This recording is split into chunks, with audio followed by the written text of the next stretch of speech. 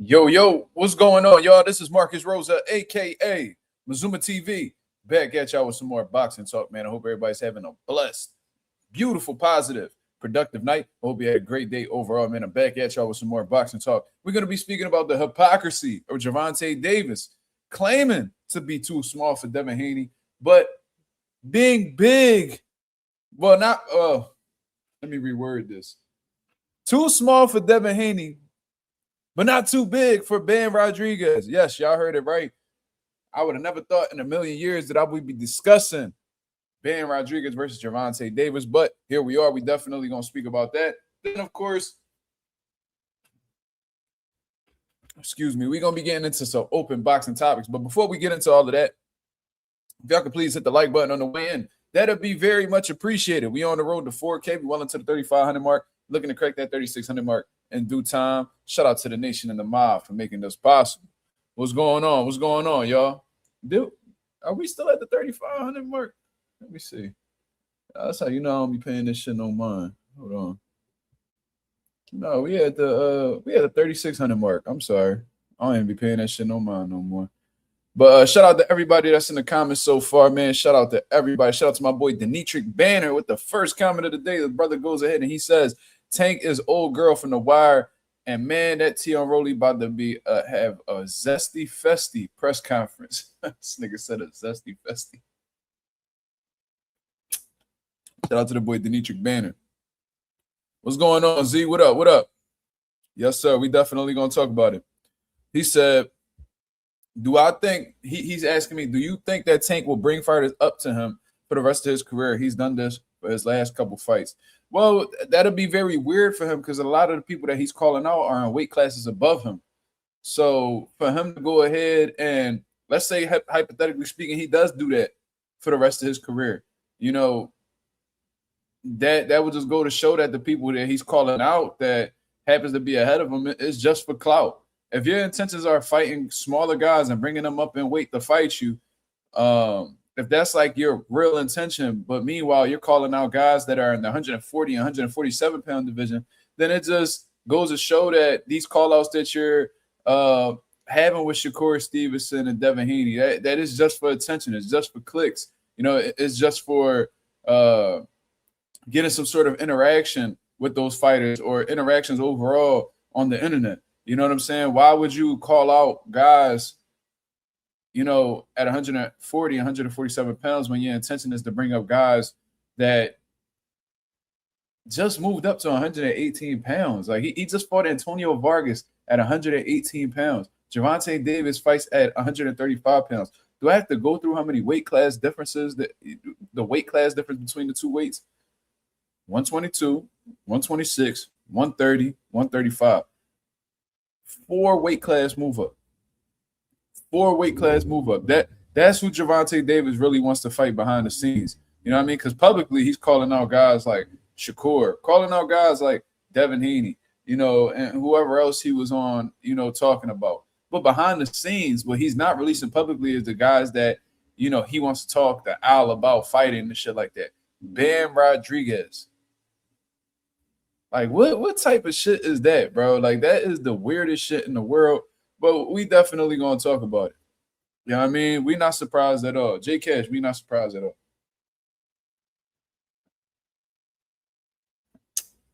We not surprised, but we're going to address it anyway because, I mean, we got to hold people accountable for their actions. So if y'all don't know what I'm talking about, we're going to get straight into it. There was a video that was put out by ProBox TV. Robert Garcia is one of the guys that goes ahead and he talks on the platform along with Chris Algieri and Paulie Malignaggi. Shout out to Hassan Wells for sharing the video because I think if he didn't share it, I wouldn't have gotten hip to it as fast as I did. So let me go ahead and share the screen for the people to see. Here is the tweet right here if y'all want to go check it out for yourselves. And let's hear the video. It's a little bit blurry. My apologies for that, but I'm sure you'll be able to hear it just fine. So let's hear what they got to say. I'm kind of that's why it's funny to me. You know who else he called out and but he didn't put it on social media. But we have the message, the message he said he called out Bannon. He called out Bam. I'm telling you guys. Anyway, it was too big for him, so he went for Bam. He called out Bam, and he says, "I want to fight you next. I'm gonna talk to Al Hammond to make that fight happen." You know what I mean? That's what I'm saying. There's so you got inside. You got inside. Yes. You got inside. He was throwing out the other guys publicly because he knew it was going to make the fight anyway because he wasn't going to be right. But privately, he was hoping he was going to get Bam was much more. Well, if he called out Bam publicly, he would have got. I'm kind of absolutely embarrassing. So that's Robert Garcia, Chris Algieri, and Paulie Malignaggi talking about Gervonta Davis, and Robert Garcia basically leaking some info that we did not know about. And it was that behind the scenes, Gervonta Davis was sending messages. I don't know if it was to Ben Rodriguez or somebody who was associated with him, but saying that he was going to reach out to Al Hammond because he wants to fight Ben Rodriguez next. Now, the irony behind all of this, to be honest with you, is that Gervonta Davis, I got to find a longer version of this video right here. So I'm going to go ahead and try to find that because I did see a longer version of that. But what's so ironic about this is Robert Garcia, who has a shit ton of fighters in his stable, has an active champion right now that actually competes in the weight class that Gervonta Davis has been competing at for the past few years, 135 pounds, Raymond Mordetaya. You know what I mean? It would have made all the sense in the world if Gervonta was like, you know what? Let me fight Raymond Mordetaya and grab that IBF title off him. That would have made all the sense in the world. But instead of calling out Raymond Mordetaya, who's an active champion in the weight class you compete in, you took it upon yourself behind the scenes, and you knew not to announce it publicly because you known you would have got bashed for it. And regardless of what people may say, Gervonta doesn't care about what the people think. He is way too sensitive. He is way too insecure to not care about people talking about him on the internet. He DM'd me personally because I responded to a tweet of his, and you know what I mean? I criticized him for how the way he was moving. So he DM'd me, threatened to have people pull up to my house, and just like a lot of these little internet phonies, you know what I'm saying? Like these little weird Jerry Curl Juice scalp having ass niggas out in Chicago and shit like that that really don't do shit outside of just making videos and being stuck inside their crib, you know what I'm saying? Who got fat bitch wives and you know, the type of wives that got swollen ankles and dark ass necks, them type of niggas. You know what I mean? Like they real insecure, like they super weird. And you know what I'm saying? I forgot where I was even going with all of that, but you know what I'm saying? Like these internet niggas, they different, they weird. You feel what I'm saying? So with all of that being taken into consideration, while there's an active champion at 135 pounds, there's an active champion at 135 pounds. You took it upon yourself to fight a motherfucker who competes at 118 pounds, who just moved up to 118 pounds and got a world title. That's who you worried about fighting.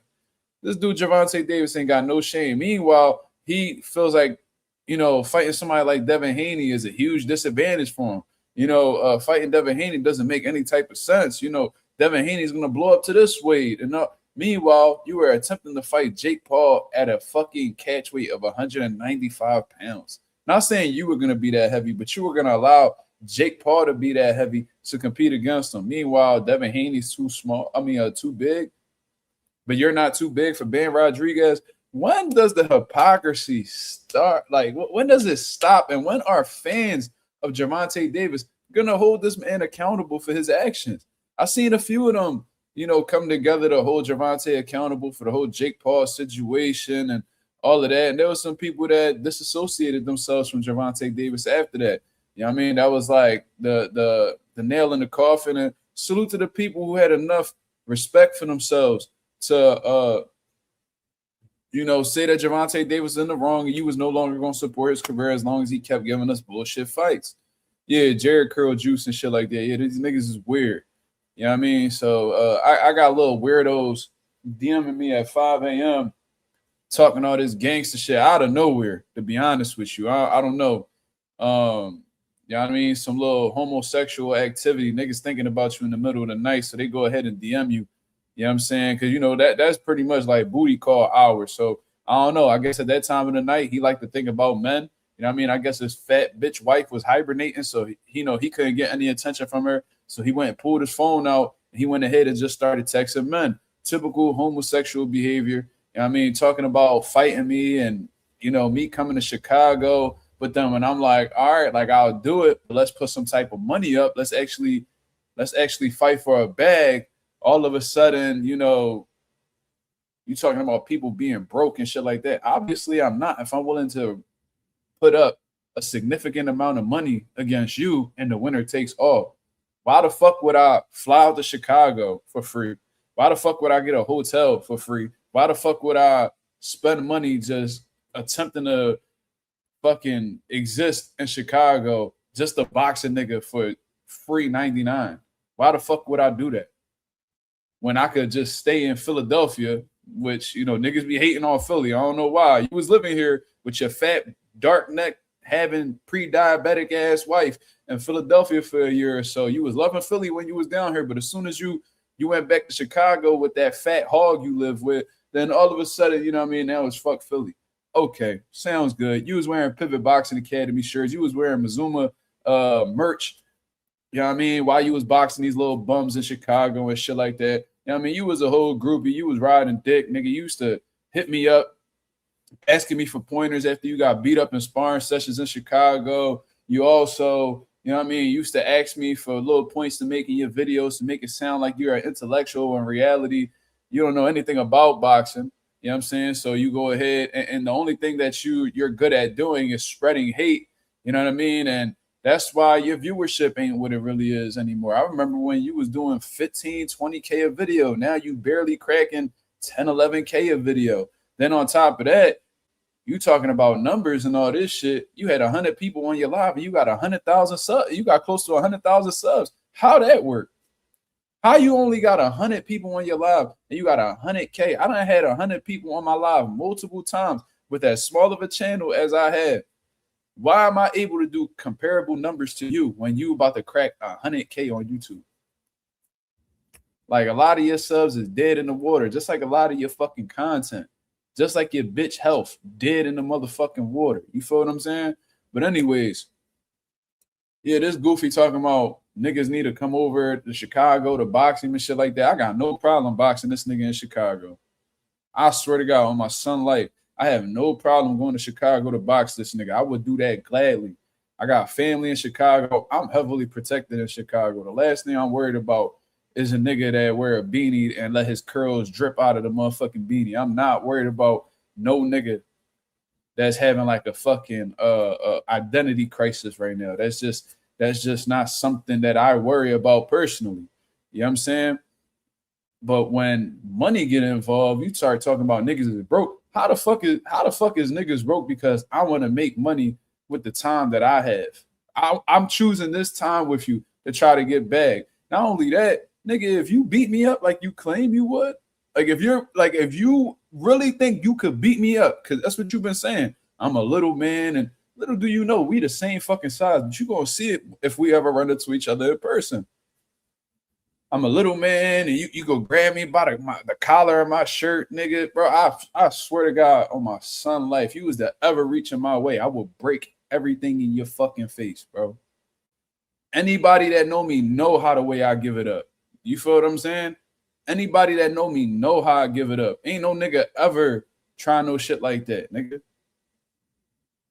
You feel what I'm saying? He said, y'all got to get on brand risk. I do that shit, but Southpaw pussy. And the money gotta be right. I told that nigga, I told him my price. I ain't gonna say it on here, but if y'all heard it in the past, y'all heard my number. I mean, I was talking 5 figures. I'll put 5 figures up. You act like you would, oh, my money good. Oh, I got money. Oh, you got money. Okay, that sounds good, brother. I love the fact that you got money, brother. You got a daughter at the end of the day. I love the fact that you're able to take care of your family because you spread negativity and hate on social media and you get compensated for it. That's a beautiful thing. Now take some of that money and try to double it. Ain't that what any nigga who believe in themselves would do? That's what I would do. That's what I would do. If I genuinely feel like a nigga can't fuck with me, I wouldn't have no problem putting my money up. And they're saying that ain't a Philly thing. And he was, oh, you sound like Boots. Nigga, no, I don't. I sound like a nigga who trying to come up off of whooping a nigga ass. That's what it sound like to me. You boxing niggas in 24-hour fitnesses and Planet Fitnesses and all that bullshit, and that should be looking competitive. You competing with niggas in there, and you think you about to fuck with me, Mark? Oh, I don't see no. I ain't never see you spar, nigga. I never seen you in person. How the fuck I'm gonna see you? Gonna see me spar? You never seen me in person, nigga. What is you talking about? Like what, nigga? So, man, the reality of the situation is, bro, you probably got some homosexual tendencies. Maybe them little them little bussy demons be creeping into you at night, and that's why you just feel the need to talk to men or harass men. I don't know what you got going on. You know what I'm saying? I don't know if you was getting poked. You know what I mean? You got like bunny tattoos on you. I don't know if it's because, you know what I mean, niggas was pumping you up. I don't know what was going on. You was a weird nigga though, and you got real triggered when I said that you was ugly. You got real triggered by that. So I don't know if you just trying to look cute. You trying to let your hair grow long, so when you go back to jail, niggas got something to pull on. I don't know what type time you on, cuz leave that shit over there, bro, and take my dick out your mouth if you ain't trying to put a bag up to fight me. It's simple. You feel what I'm saying? Like that's basically all I gotta say about that. Because he on his live talking shit about Philly, to be honest. And you pulled the same shit with Greg. Greg would have went to Chicago to rumble you. He went to Atlanta to fight Brian Norman Sr. He would have went to Chicago to rumble you, but you wasn't trying to do nothing. Now, I know this for a fact, and I don't think I ever told Greg this shit, but I hit Southpaw up. I'm like, yo, because I was really under the impression that he was going to step. I'm like, oh, yeah, you going to fight Greg? He was like, man, niggas just trying to make a bag off of my name, blah, blah, blah. So he not answering the question. So I'm like, all right, that's a little weird. He said, oh, if he come to Chicago, I'm going to send him an address to pull up to. Nigga, ain't nobody talking about street fight. Niggas talking about getting in the ring and boxing. That's what you claim you do, right? And I said, and what's going to happen? He said, oh, we was just going to hop out and jumping. Niggas was going to jump Greg Hackett? You got to bring other niggas with you to jump Greg Hackett? The nigga you claim to be a little man, that sounds like you're very scared of that person. That sounds like you're very scared to throw hands by yourself with that person. Like that's pussy shit. Like I wouldn't jump another grown man. If a nigga came to see me to rumble, the last thing he got worried about is me jumping him.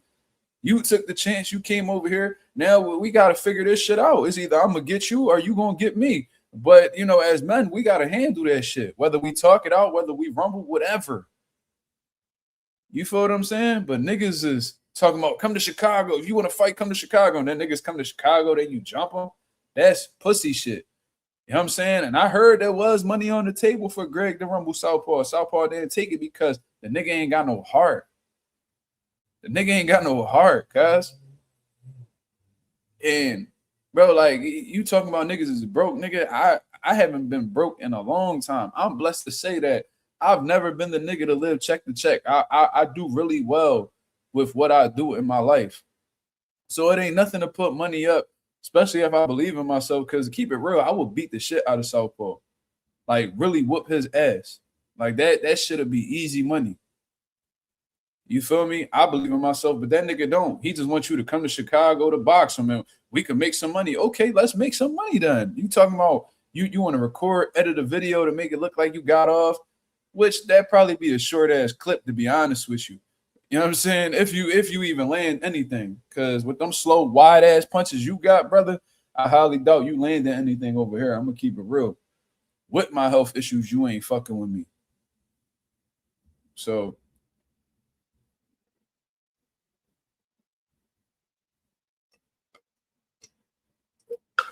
you couldn't beat the fucking amateurs I got, let alone me. You fucking dumb. But anyways, there's that. Back to the nigga that, you know, that he be glazing. Back to the nigga that he low-key want to throw his balls in. You know what I mean? Gervonta Davis.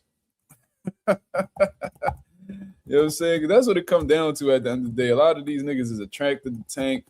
I don't know what it is. I could never relate, to be honest. But let me show y'all the full version of this clip. I think Hassan Wells put up like a edited version of it. So here's a 2-minute clip right here. This one's a lot better quality. Or not really, But regardless, we gonna hear what they got to say. Let's play it again. I'm looking forward to it. So we got a lot of good fights that are happening. We got a guy who's not happening, who's not going to be fighting anytime soon. And that's Tank Davis. So he's another guy who's been mentioned with all of these guys. He's been calling everybody out. Last Friday on Twitter, he was calling out, I believe, Haney, Shakur, even Floyd Mayweather on social media is calling him out. But according to Mike Coppinger and The Ring, he spoke with Bill Haney, and he was told directly by PBC boss Al Heyman that Davis won't be ready until early 2027. So all that talk.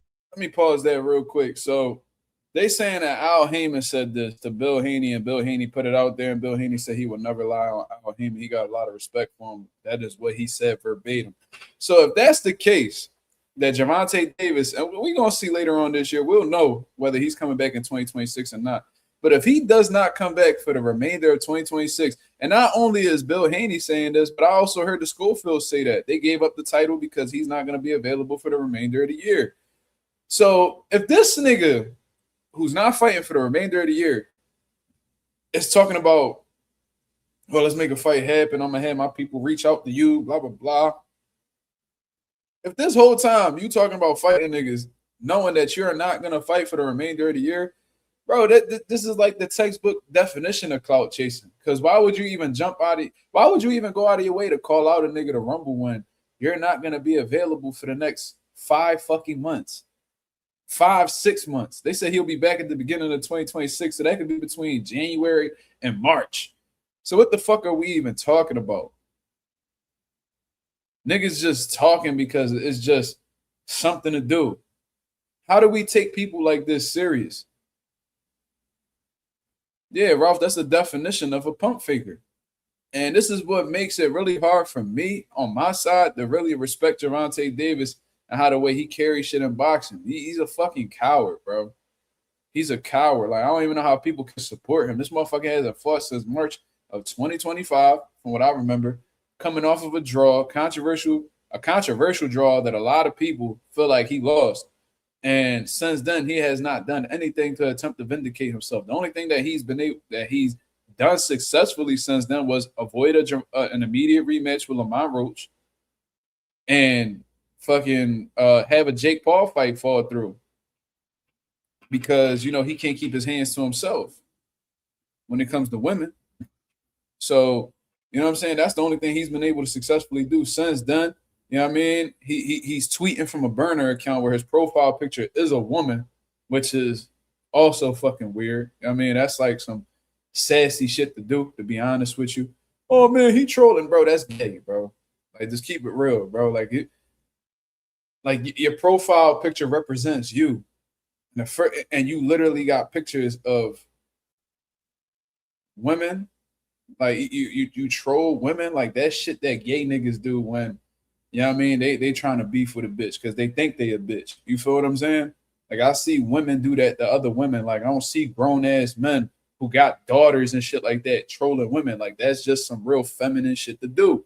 But regardless, let's continue. Fuck this. Yes. Yeah. Let me tell you guys. You mentioned everybody he called out. That's why I'm not surprised that they just announced that he won't be ready to next year. And what's all this talk about? What's all this? Oh, I'm ready for this. If you're not ready to fight for next year, that means you have issues. You have problems. That's why he was calling them out. Yeah. He's staying in the media. One person that you guys don't even know, and that's where I'm kind of that's why it's funny to me. You know who else he called out and but he didn't put it on social media. But we have the message, the message he said. He called out Bam. He called out Bam. I'm telling you guys. Anyway, it was too big for him, so he wasn't for Bam. He called out Bam, and he says, "I want to fight you next. I'm gonna talk to Al Heyman to make that fight happen." You know what I mean? That's what I'm saying. There's so you had inside. You got inside. Yeah. You got inside He was info. blowing out the other guys publicly because you know he knew it was going to make the fight anyway because he wasn't going to be right. But privately, he was hoping he was going to get Bam. Was much more. Well, if he called out Bam publicly, he would have got torched. So I think exactly. I mean, I guess anyway it was too big for him. Remember a few years ago they were talking about him anyway. True. He jumped right over anyway. This is like when you really don't want to fight but you make like you want to fight, so you get behind your boy. Hold me back, bro. Tell your boy to hold you back. Hold me back. Anytime you're really not trying to fight. And then if your boy doesn't hold you back, you're like, oh, I was only kidding. Well, that's the case there with. God damn. You see them just laughing at Tank. Do you see what Tank has become? This nigga literally the laughing stock in boxing right now. Tank was at the top of the world, very popular, big attraction in the sport of boxing. Everybody was coming out to see him. He had, the black fan base behind him. Man, he was a superstar. And, he may very well be as he continues on his career. But what's crazy is, since his draw to Lamont Roach, he has had like a serious downfall. He's had a serious decline, man, to the point where, it's like the jig is up with Gervonta, man. Everybody knows that he full of shit. We know that he don't want to fight nobody.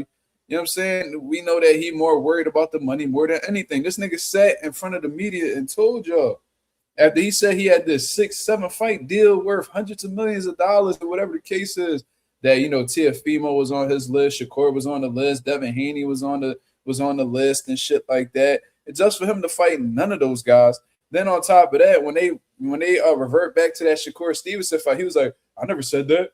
Who said that? See, I'm different from these other fighters, man. You know what I mean? Like, I just want the money. That's all I want. I just want the money. I'm not, I'm different from these guys. This nigga is literally telling you to your face that he don't want nothing to do with fighting the best competition. You know what I'm saying? He want to continue to put himself in winnable fights. He thought Lamont Roach was a winnable fight because he was bringing him up from 130 pounds to fight. And then he found out real quick that Lamont Roach wasn't going like the rest of them niggas. And since then, he has been shell-shocked. He don't want to fight anybody. He doesn't want to make another mistake that may possibly lead to his first career loss. That man sat in front of them cameras and told y'all. You know what I'm saying? And he sat there and he told y'all, my worst fear is getting embarrassed. That's my biggest fear is losing. My biggest fear is getting embarrassed. He's telling you right then and there that he will do, because that is his biggest fear. He will do whatever he can to avoid that situation from happening, even if that means him not fighting. That's a different type of coward, man. Shout out to the all-time greats. Shout out to the fucking Talker SD. What up, brother? Are you Claymore Reigns co-host? Are you Claymore Reigns co-host, brother? I think I've seen you in the chat before. Salute, bro. He definitely shell-shocked, though. He terrified. You know what I'm saying? And this dude Tank just be online, just hooting and hollering, acting like everybody wants smoke. Acting like he wants smoke with everybody. But the reality is this nigga ain't fighting for the rest of the year. So what the fuck is you doing all of that talk for if you're not willing to show for all that shit you talking? Like I said, shout out to the all-time greats that came up short in their career, but truly showed that they were great fighters, much greater than Gervonta Davis. Shout out to the Muhammad Ali's.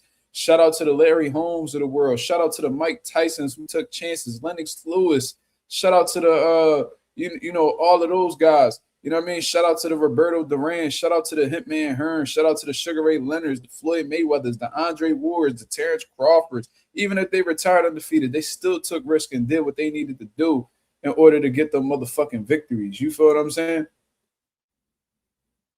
Watch Tank call out David Benavidez.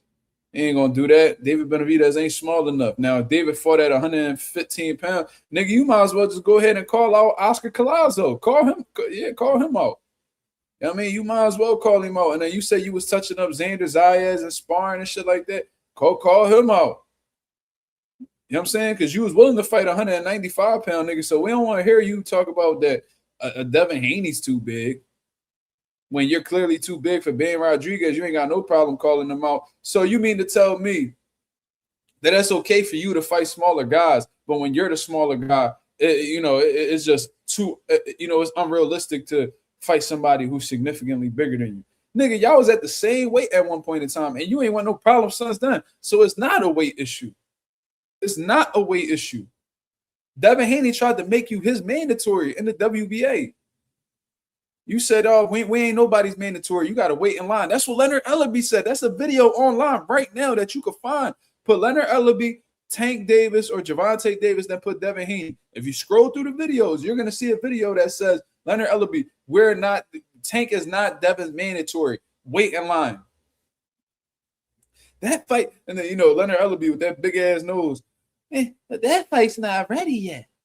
I know the numbers. I know the numbers. How the fuck you know the numbers if you ain't even see when y'all didn't even had the balls or the audacity to put the fight together? That fight's not ready yet. That fight's okay. So Devin Haney versus Gervonta Davis, when they were both lightweight champions of the world. Actually, let me take that back. Gervonta Davis had a regular title until Devin Haney vacated. Then they elevated him. But regardless, when they were both top guys in the lightweight division, this motherfucker gonna sit here and say that fight's not ready yet. No, nigga, Gervonta's not ready yet. But y'all want to make it seem like it's a business thing. No, it's not a business thing. It's not a business thing. It was a fighter thing, a fighter not believing in himself type of thing, a fighter who didn't want to go up against that type of style type of thing. That's what the fuck it was. So you mean to tell me that Devin Haney versus Gervonta Davis wasn't ready yet, but Gervonta Davis versus Mario Barrios was ready to be made? Gervonta Davis versus Ryan Garcia, who didn't prove anything at that time, was ready to be made. How about motherfucking Jose Luis? What was the fuck? What was his name? We don't even gotta go back that far. You know what I'm saying? So Lamar Roach at the time where he fought Gervonta Davis, because nobody asked for that fight until they actually fought. Then everybody was clamoring for the rematch. You mean to tell me that fight was ready to be made at that point? Nobody asked for that fight. It wasn't until after the fight that we wanted to see it again. We wanted the rematch. We didn't want the first. We didn't want the initial fight. AB called Leonard out a long time ago. Yeah, I mean, listen, salute to Leonard Ellaby, because there's some things that you can respect about him. He is loyal like no other. Like if he rocking with you, right or wrong, he gonna rock with you till the end. You know what I'm saying? Like he moved like that with Rolly Romero. He moved like that with Tank Davis. He moved like that with Floyd. This nigga used to rub like ice packs on Floyd back and chest. Then, from him being so loyal and sticking by Floyd's side, he eventually became the CEO of Mayweather Promotions. You went from corner man to CEO of his promotional company. I don't think you're able to do that unless you are a loyal person. So I respect that about him. But justifying ducking and all of that shit, that's something I can't get with as a boxing fan. I can't respect that at all. You know what I'm saying? So niggas wasn't willing to face Devin Haney when they were both at the same weight. There was a point in time where Devin was only one weight class away at 140, and we can't act like Tank is exempt from fighting at 140 because he fought Mario Barrios there. So if he did it once, why he can't do it again?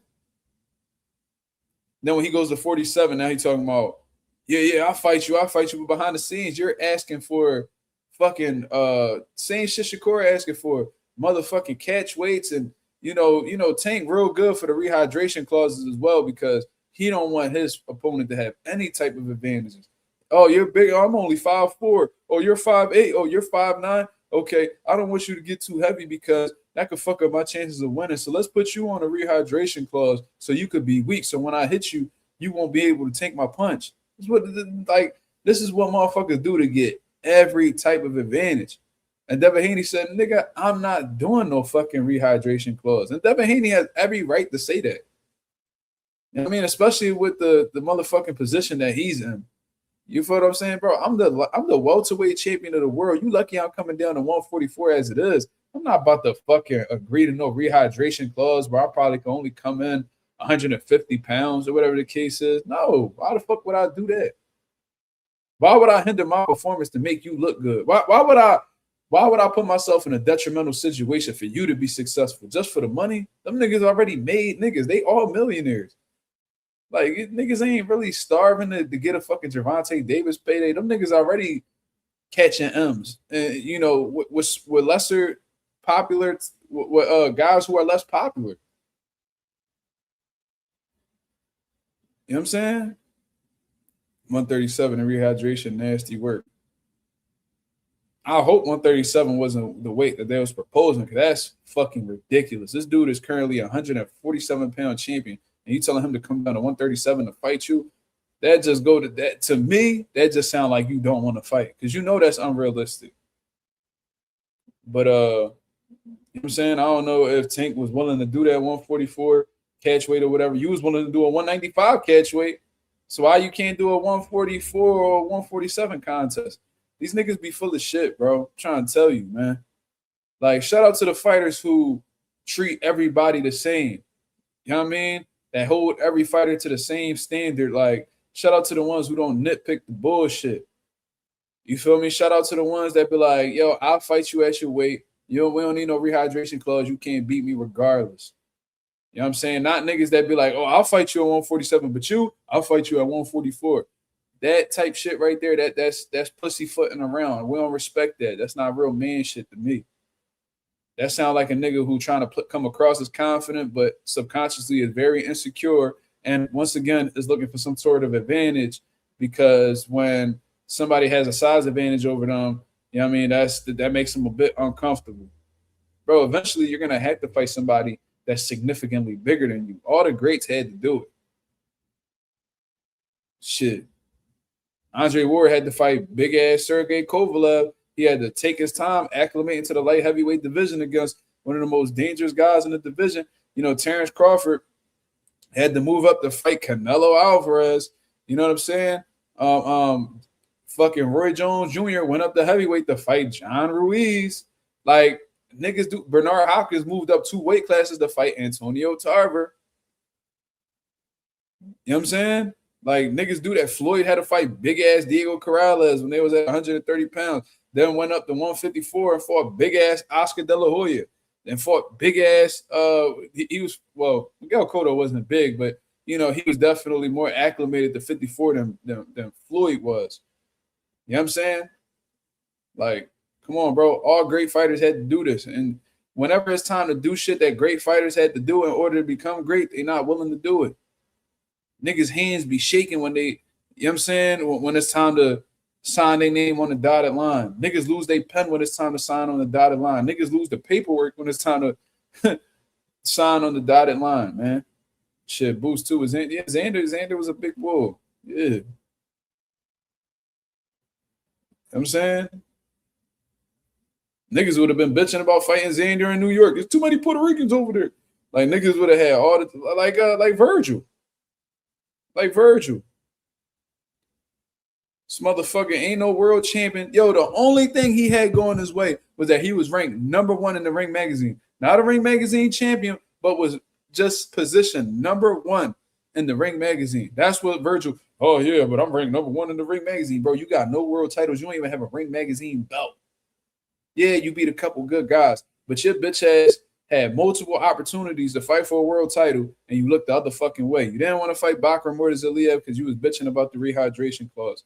Then when Xander's eyes was like, oh, you want to fight me? All right, let's make the fight happen in Puerto Rico. And I believe Xander was willing to do it because the nigga fought Boots. So if he was willing to fight Boots, then surely he would have definitely fought Virgil Ortiz. So I'm not, from now on, I'm never going against, like, I would never believe that Xander's a bitch. I just will never believe that. I think he's gonna take a little bit to bounce back, but once he gets back into the mix and all of that, he's gonna jump right back into the smoke. Absolutely. He just got to go through the rebuilding process. But regardless, he's like, you want to fight for my world title? Because at the time he had the WBO title. He just beat Jorge Garcia Perez. Come to Puerto Rico. Oh no, we'll go to Puerto Rico for what? Let's fight in a neutral location. Nigga, who are you? Who are you to ask for a fucking, like, imagine if Oscar De La Hoya sent Floyd in a contract, right? We fight in Las Vegas. We doing this. And then Floyd like, Las Vegas. And, you know, I know Floyd fought in Las Vegas for the remainder of his career. But I'm just saying, imagine if Floyd would have been against it, like, no, man. Let's fight in a neutral location. Let's fight in California. Well, that's where Oscar from. Let's say some shit like, oh, let's fight in New York. Oh, no, let's fight in Florida. Oh, no, let's fight in ATL. Oscar would be like, nigga, I'm Oscar De La Hoya. What the fuck I got to bend to your demands for? Nigga, do you want the fight or not? Like, fuck is you talking about? So this nigga Virgil, oh, it needs to be in a neutral location, blah, blah, blah. Bro, you don't got no leeway to tell Xander to do anything. He was a world champion. You weren't. Crazy. Just for him to act like he gonna fight Boots, get into some type of lawsuit, and as soon as Boots finishes a fight with Xander Zayas and becomes a unified champion in his second fight in the 154-pound division, mind you, Robert Garcia and all them niggas are, man, they said they gonna do 2 tune-ups. They said they gonna do 2 tune-ups. Now, what happened was, nigga, he fought Luis Malima, who was a top 10 guy at 154. Then he went ahead and put belts on Xander Zayas and made that nigga look like a motherfucking tune-up and walked away with 2 world titles. He did in 2 fights what you couldn't do in multiple fights at 154 pounds. How you like that shit? How you like that shit? Now, all of a sudden, once this nigga Boots is a unified world champion, all of a sudden, Virgil and Oscar are good. They were beefing the whole time when Boots was looking for an opponent. As soon as Boots is locked in with Xander Zayas and they's about to rumble, all of a sudden, Oscar and Virgil reconcile. Rick Marici and Oscar cool now. They seeing eye to eye. God damn. Y'all said y'all niggas was going to be in court for years. Y'all said y'all was going to be in court for years, nigga. Just for y'all niggas to only be beefing for a few months, and it conveniently happened around the time that Boots is in the biggest fight of his career.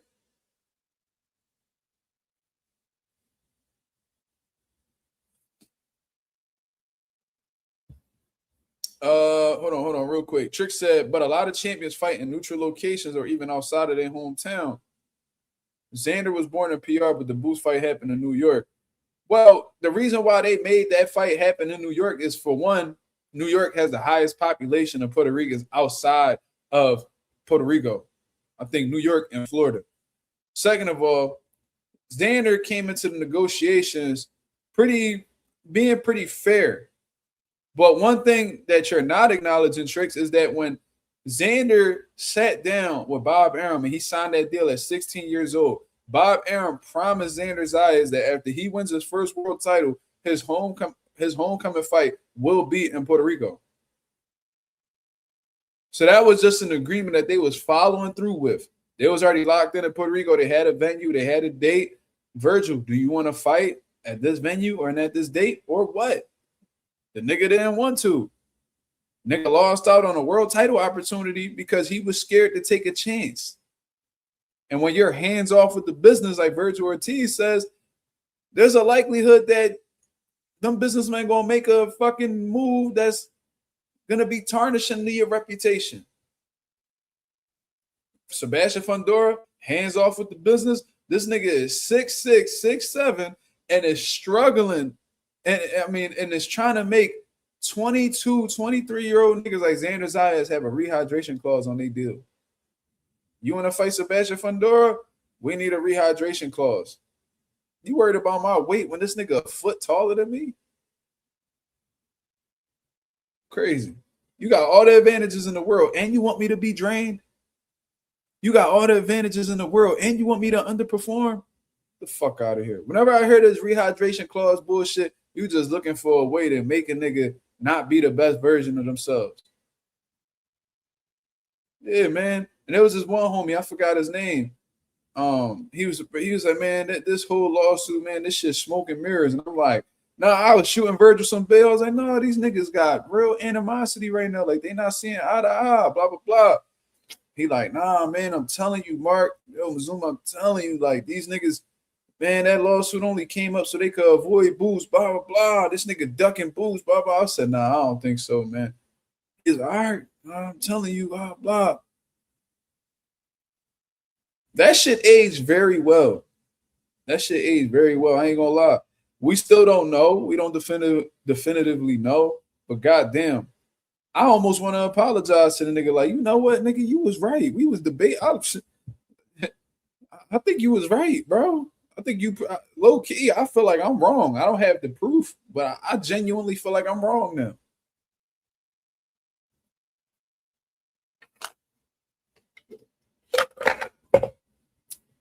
You know what I'm saying? This nigga said a duck suit. Yeah. My boy Ree in the building. What up? Always good to see Ree in the chat. He said, I hope Boots make Verge wait. I don't give a fuck. Get undisputed. That's the type time I'm on. That's the type time I'm on, bro. And we should have known that Virgil was on some turkey shit, bro. this nigga, and Boots keep bringing it up, but it's real. Like, put yourself in Boots' shoes. Even if you don't like Boots, just put yourself in this situation. You're trying to make a fight happen with so-and-so. It don't even need to be Virgil. If you fuck with Virgil, we ain't even got to put Virgil in this equation. Just imagine you trying to make a fight happen with somebody, right? And you so serious about making this fight happen that you see that he got a fight, you know, on this date in his hometown. You like, you know what? I want to stir some shit up. I want to go to this nigga home. I want to go to this nigga hometown and call him out. Right? Mind you, meanwhile, Oscar De La Hoya at press conferences with the Lubin and Virgil fight talking about, I heard Boots is coming. And I just want to tell Boots, stay home. Stay home. Because if you see Virgil perform, you're going to get scared. Yeah. You're gonna get scared. You know what I'm saying? And that was just cold for Oscar. Like, man, don't bring your ass over here. We do not want that fight. We do not need you putting any more pressure to make this fight happen. That's what the fuck it sound like for me. You're not welcome here. We don't want you here. You know what I'm saying? And if you pull up, but that's not something that we want because that's going to add more pressure on us to make a fight that we don't want. That's what it sounds like to me.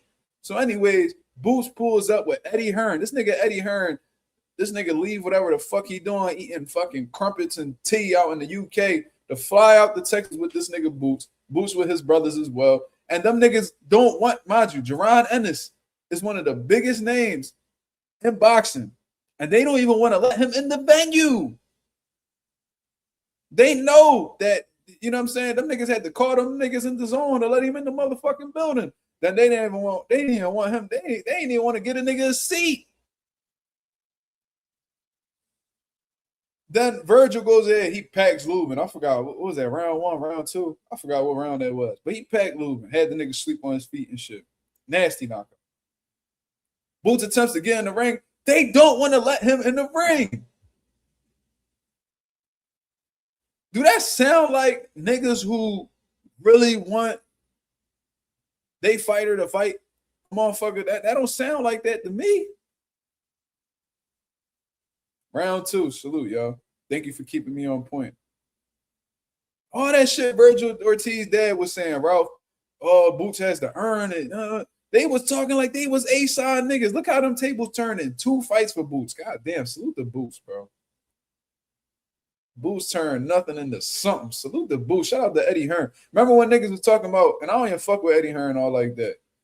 He growing on me. I ain't gonna lie. I love what he doing for Boots' career. Remember everybody was like, oh, man, yo, Eddie Hearn, he doing a disservice to Boots. Oh, Eddie Hearn not promoting Boots properly. Boots gonna be the next Demetrius Andre. Yeah, Eddie Hearn got to make something happen. He can't lock in no big fight. Why he can't get no big fights? They was blaming Boots for the Virgil Ortiz lawsuit with De La Hoya. Man, Boots gotta do something, man. He gotta pay these niggas more, man. How you like that now, nigga? 2 fights at 154, 2 fucking belts. 16K at the fucking Barclays. Nigga sold that bitch out. Now Boots at the top of the 154-pound Ring Magazine ranking. So now Virgil don't got shit to fall back on. Like, shit. I had this #1 ranking in the Ring Magazine. And now I ain't got it no more.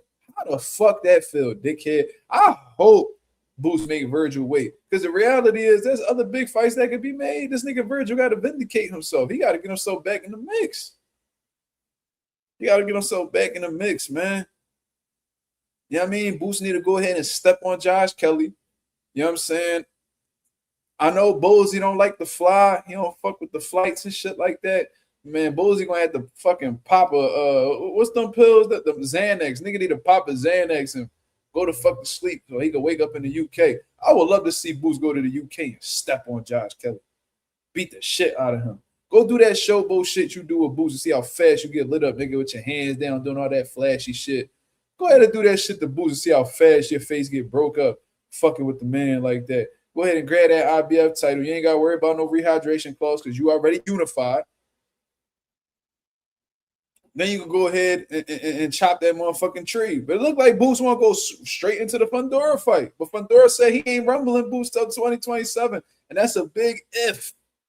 So go ahead and step on Josh Kelly, man. Josh Kelly fighting in what? 17 days. 2 weeks and 3 days. He's supposed to be fighting or whatever the case is. I mean, if I'm Boots, I'll fly out there, man. Yo, Boots need to keep doing that, man. I love that shit. If Boots, you ain't going on vacation or nothing like that, brother, because I already see you back in the gym, but most likely you're going to go on vacation. Well deserved, you know what I'm saying, for all the hard work you put in. Absolutely. Biggest win of your career, you definitely deserve it. But if you got some free time, Boots, tell that nigga Eddie Hearn to fly you out to the UK where motherfucking Josh Kelly fighting at. Where Josh Kelly fighting at? Let me see. Let me see. Hold on, man. He fighting Yarko. What? In Jeddah, Saudi Arabia. I thought y'all was fighting in the UK. My apologies. Yeah, I mean, go ahead and fly out to Saudi Arabia, man, and go ahead and take that and call that nigga out. Put that pressure on him, man.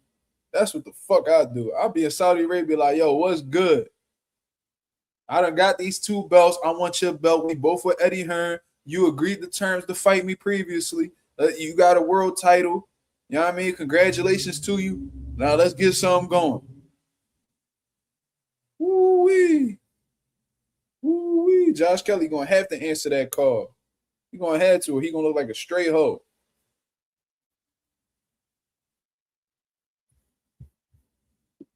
My boy Trick said, Mazuma, what's wrong with making the next? The fans wanted. Boots had no belts coming into the Xander fight. Why can't Virgil come into the fight with no belts too? I mean, if the fight's next, see, it ultimately comes down. See, this is the type of person I am. I'm for whatever the fighter wants. And as long as it's beneficial to the sport of boxing and it pushes the boxing culture forward, I'm with it. But the last time I heard Boots talk, he said he won. He said he won get Fedor out the way.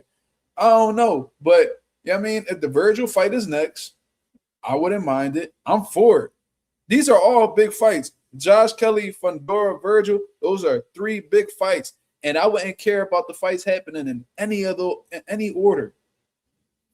But you got to remember how the way they treated him when he was coming up in his position. You know what I'm saying? It reminded me of the Keith Thurman and Earl Spence situation. When Keith Thurman had the belts, he was flexing on Earl, you know what I'm saying? Acting like, you know what I mean, Earl wasn't deserving and shit like that. And then when Thurman became inactive and Earl became the man, Keith Thurman was out here crying for an opportunity. And then Spence like, he ain't getting an opportunity. Fuck him. And even though that would have been a good fight to see, I kind of understood where Earl was coming from. You ain't want to give me an opportunity while I was coming up. Why the fuck would I give you one? Kind of petty, yes. But I get it. Because if you had them, like if them tables wouldn't have turned, I would have never got my shot. Fucking with you.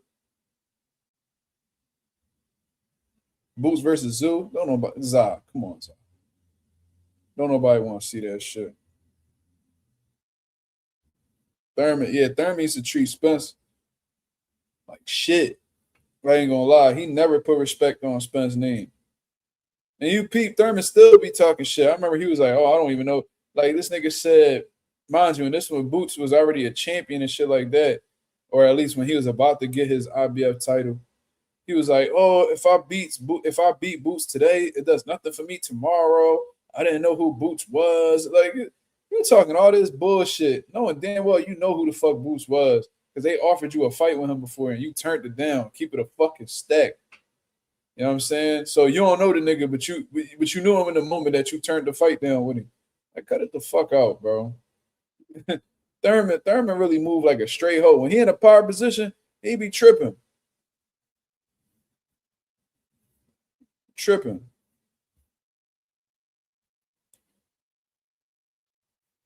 Zoo need to worry about Earl Spence because, you know what I'm saying? I'm hearing Earl Spence going all right in them sparring sessions and camp and all that. I heard Brian Mendoza.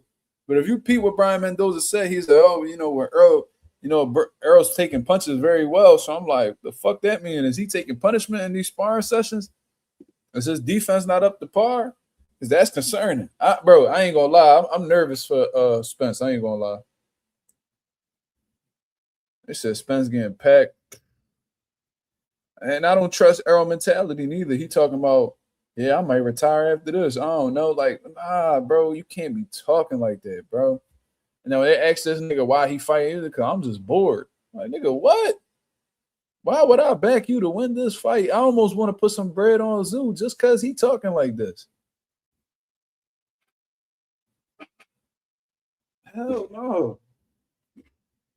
Yeah, the way you answering the questions, I ain't fucking with it, brother. I ain't gonna lie. That ain't no shit I want to hear. That ain't no shit I want to hear as a boxer fan. I don't want to hear no shit like that. If I'm putting some bread on you, you tripping. Cause you bored? You might retire after this. That 1 foot in, 1 foot out shit, that shit usually end bad for fighters. Spence might be the exception. I don't know. But the way you talking, I done seen that play before, and I seen shit get dark. I remember Carl Frampton was talking that shit in the lead up to the Jamel Herring fight. This nigga talking about retirement and all this bullshit. And this nigga Jamel Herring, who I never rated as being like a great fighter by any means, beat the shit out of Carl Frampton, made him look like he ain't belonging there with him. I done seen that shit so many times, bro. I'm cool. Carl, an all-time great. An all-time great where? In the UK? Wherever he from, he ain't no all-time great in boxing. Nigga, all-time great in his neighborhood? Shit. I just think that Spence took so much time away from the sport. Because I think he found a way to live without it.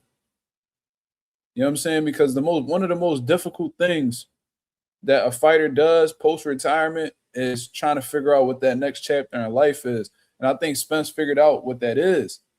He found out what it was. You know what I'm saying? Spending time with being more family-oriented, staying away from the liquor and the partying and all of that. You know what I'm saying? Going on vacation, just enjoying the fruits of his labor, prioritizing his health. Like, he got so consumed in that he literally just found a way to not be in boxing anymore. I think he was so at peace. And whenever fighters reach a certain level of peace, it actually takes away from their fighting spirit, in my opinion. I think that's what happened with Deontay Wilder. This nigga got so peaceful that I think it's, to this day, I feel like it's having an effect on his performances. Wilder used to just body niggas. Now he talking about, in the Chisora fight, he was talking about, yeah, I seen the veins popping out of Chisora's head and I didn't want to hurt him. And you never heard Wilder talk like that when he was a young boy. That sounds like a nigga who's in a different mindset, in a safer mindset. One of the worst things a fighter do is find peace within themselves, bro. Because that's when they start, acting like a civilian out here. Nigga, we don't want you to be a civilian. We want you to be a motherfucking warrior. That's what the fuck we want to see. Yeah. Earl was a cash cow too. No, Earl made a lot of fucking money. That's why, he ain't really tripping about coming back neither. That's another thing. He put his money in the right places. So, you know what I'm saying? He don't need to worry about coming back fighting for a check. He cool. So, being financially stable, loving on your family, being with your children, being consumed in their life and just, you know what I mean? This nigga, he found another hobby. Like, he keeping himself busy. So if you keep yourself busy enough, you're able to, I guess you could say, fall out of love with, a previous chapter in your life. You found a way to move on. You found a way to get past it. You found a way to be okay living without it. So this nigga's coming back off of a damn near 3-year layoff. Will it be a 3-year layoff I don't know. But regardless, I just don't trust Earl's mentality. Why he fighting in Australia? He said he was fighting in Australia because he liked to go to people's hometowns. And so I think he did that just for a motivation factor. That's what it sounded like to me. You know what I mean? He tapping into the mentality he had when he upset Kell Brook in the UK and shit like that. It's going to be 3 years exactly. That's a long layoff, man. It's a long layoff. And yeah, he with Ronnie Shields, and Ronnie Shields is a phenomenal coach, but he not going to learn Ronnie Shields' true style in one training camp. This might be a situation where this nigga might start off with the shit that Ronnie was teaching him, then Tim Tszyu punching with some shit, and then he go right back to his old self. You know what I'm saying? Especially if he get hurt by Tim Tszyu, he gonna go right on autopilot. I don't know what's gonna happen with Earl and Tim Tszyu neither, because Tim Tszyu damaged too. He not the same. We watched this nigga quit in the rematch with Fundora. We seen him get his ass. We seen him get brutalized by Bakr Mortazalia. We seen the cut that created some psychological damage with Tim Tszyu in the first Fundora fight. Like, we seen all of that. I mean, he's not the fighter that he once was when he was coming up. He was undefeated and beating up on Brian Mendoza and Tony Harrison. That we don't have that same version of Tim Tszyu anymore. We actually see a very insecure Tim Tszyu, firing, whole camps and, switching from trainer to trainer to trainer. That's somebody who's lacking accountability. That's somebody who is worrisome about his progression and shit like that, pointing the finger at everybody except himself. So, Tim Tszyu got some shit, he got some scarring psychologically as well. He got some wear and tear too. But we're going to see and I'm going to tell you this either going to go really good for Errol or it's going to go really bad. Like, I don't think there's going to be any middle. And I hate to say that because I really fuck with Errol Spence, man. I love his persona. I love the competitive nature of Errol. I love his fighting spirit. I love the fact that he is okay with taking chances, that he actually goes towards the smoke and doesn't run from it. You can respect a lot of shit about Errol Spence, not just as a fighter, but his choices as a man. You feel me? Timid Tim, yeah, he definitely was timid. Ever since that first Fundora fight, he's been a little timid. That aura definitely depleted with those 3 fights. Yeah, you beat up on Joey Spencer. I don't know what happened with Joey Spencer. He was getting a lot of praise when he was coming up. And I don't know. I think he grew up with money, so it was like he ain't really had no real hunger behind him. He was just good at what he did, and I don't know. De La Soul says, as a fighter, how do you know when to switch coaches? I mean, I couldn't tell you because I never left mine with the little bit of time that I was boxing. But I guess, there could be a few reasons why you leave a coach. You know what I'm saying? If you feel like personally you learned everything you can learn for them, that could be one thing.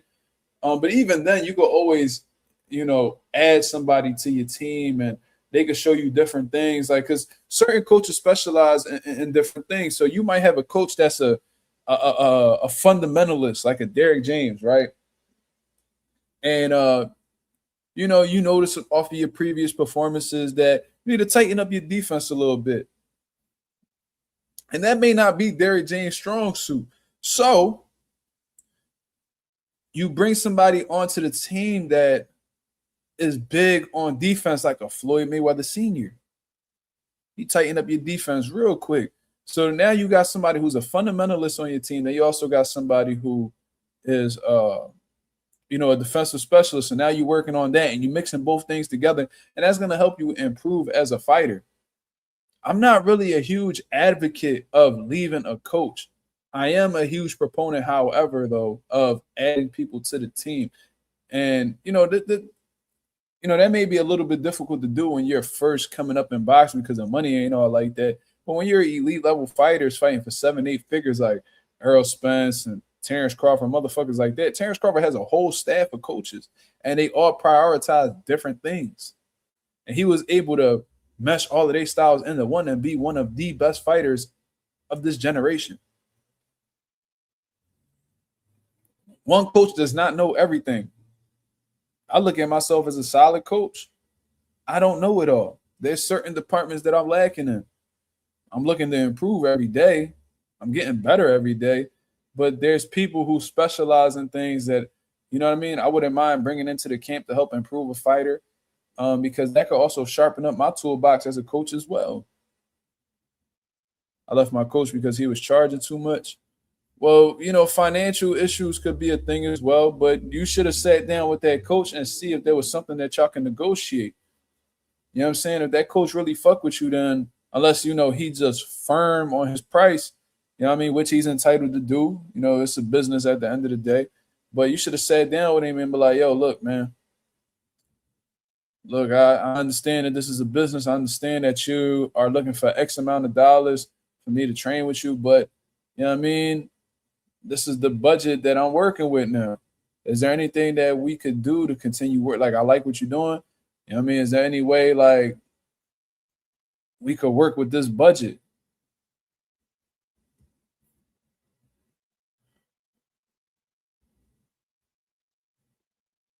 That's my concern with Tiger Johnson. He went through 3 coaches in 2 years.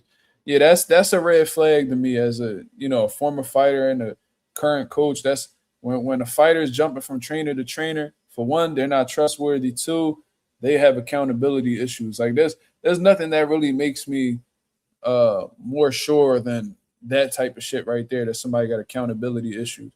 Because why are you such a poor judgment of character that you have to keep, you know, switching out trainers? That's like a bitch who keeps swapping out niggas. It's like, what the fuck is wrong with you that you can't just keep one nigga to yourself? Why do you, like, you ever heard a bitch say, I just get bored so easy. I get bored with men so easy. Bro, they whores. That just means they like to jump from dick to dick. They find excitement in fucking a series of men. No, it's just that it's not that you get bored easy. It's that you find it fun to fuck a lot of men. That's what it is. You find more excitement in fucking multiple men than just keeping one man to yourself and fucking on him. You feel me? They snitching on themselves. So I said that to say, when there's a fighter who just jumps from coach to coach to coach to coach, you know what I mean? It's like them motherfuckers can't be trusted. You know what I mean? And I'm not saying that's Tiger Johnson. Maybe he just had a series of, you know, unfortunate events. You know what I'm saying? But, you know, that does give an indicator that, you know what I mean, they don't see no fault. Even when they make mistakes, you know what I mean, they're not pointing the finger at themselves. They pointing the finger at their coaches. So they go ahead and they move on as a result of that. That's what it looked like to me 9 times out of 10. But I mean, maybe Tiger's, you know, story is different, because sometimes the trainer leaves the fighter. So the fighter's like, what the fuck I'm gonna do? I gotta go get another trainer. Princess Brewer was doing his thing. I remember when Princess Brewer, because a lot of people don't know that he was a fighter, and I remember he had like a controversial win, and they did like a post-fight interview with him. He was like, Manny Pacquiao's still on steroids, and you know what I mean, he stopped taking it. Now he ain't doing shit. Bro, that shit had me rolling.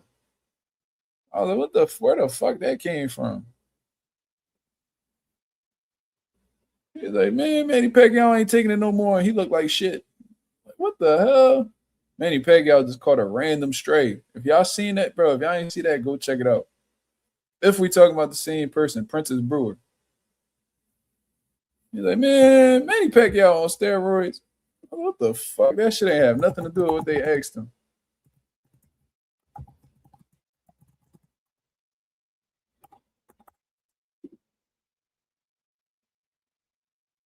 Yeah.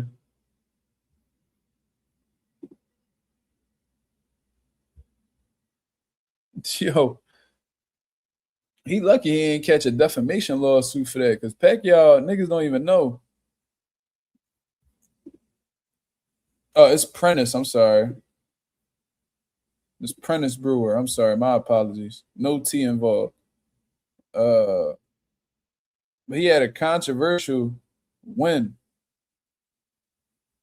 And they was like pressing him a little bit. You know how like them interview guys be pressing you after the fight. Oh, our judges had to score this way, and they scored it for you. How do you feel about this? This nigga Prentice Brewer was like, Manny Pacquiao on steroids. That shit was the bit. He stopped taking the steroids, and now he looked like shit. They're like, thanks, Prentice. Yo, that shit was the bit. Yo, that clip old as shit, but it always used to come up. I used to watch this one YouTube channel called it was one of my favorite YouTube channels, but they always giving them a hard time on monetization. I think it was like Honcho Boxing or some shit like that. Boxing Honcho.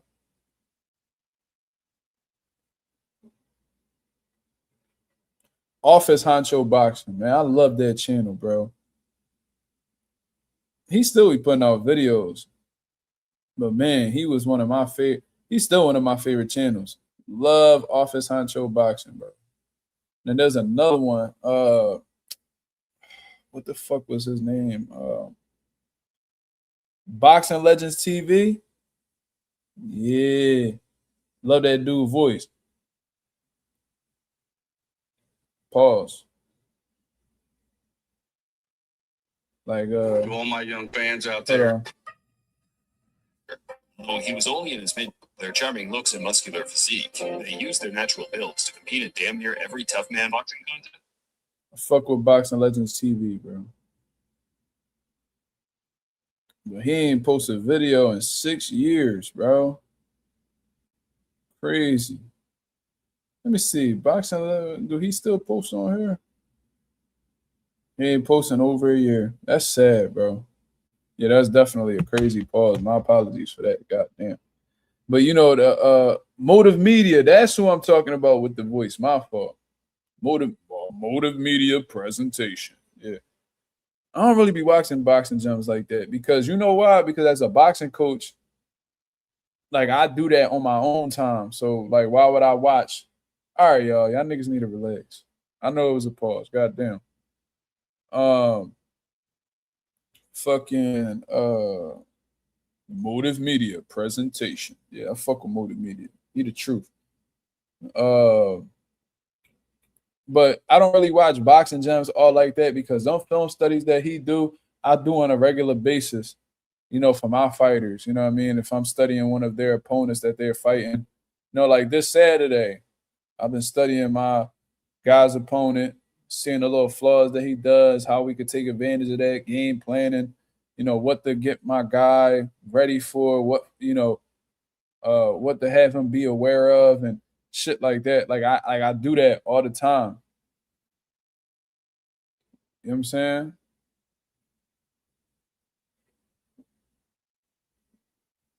So I don't really feel the need to watch this shit because, and then it's also like, I don't really feel like he gonna tell me shit that I already don't, like he not gonna tell me shit that I already, he not gonna tell me something that's new to me. You feel me?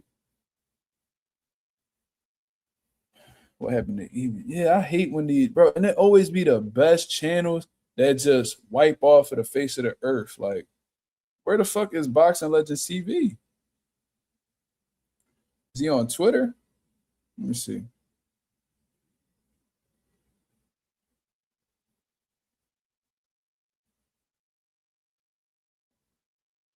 He still be posting, but it don't be like, it don't be as often. Like he'll post, he retweeted some shit from June 26th, but he don't really be posting all like that.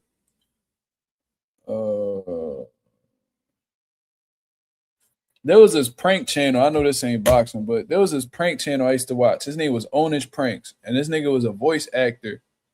And I used to really enjoy his prank calls because it was so creative. Like he could be an Indian nigga, he could be a Chinese nigga, he could be a black dude, whatever the fuck he want to be, a gay dude, whatever the fuck he was a voice actor. Like he could play anybody. Bro, this nigga just disappeared off the face of the earth. And nobody knows what happened to him. Like nobody knew his real name or none of that.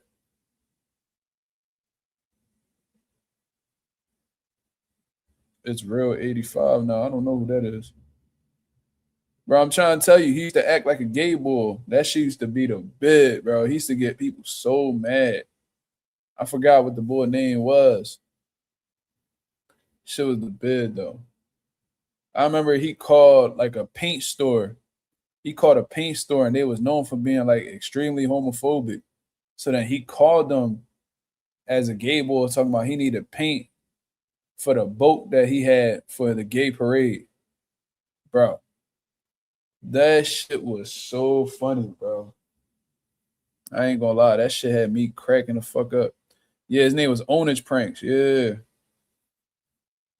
There was another motherfucker too. And all them niggas died out. Then it was like yeah,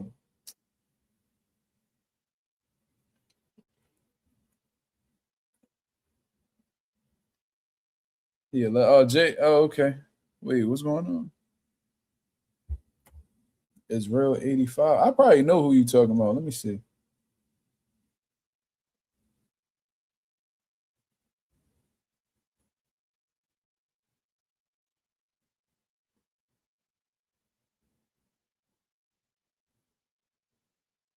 Sound familiar. I wonder. Yo, Stephen Joe, Mr. Kaka. He used to be drawing. Now he like the chain snatcher and all that shit. He still be around though, but Stephen Joe at his peak, hilarious, bro. He used to be he was Haitian. He used to fuck with his dad. That shit used to be the bid, bro. His dad used to be slapping the dog shit out of him, and he'll still fuck with him. Yeah, Stephen Joe is the man. That era was so fun, man. Like, yeah, Mr. Kaka used to be tripping. He used to go around just pranking the whole area and shit. Then I remember when Vitali, what was his name? Vitalized TV, Vitali. He a little weirdo now. I don't know what's up with him, but that nigga used to be funny too.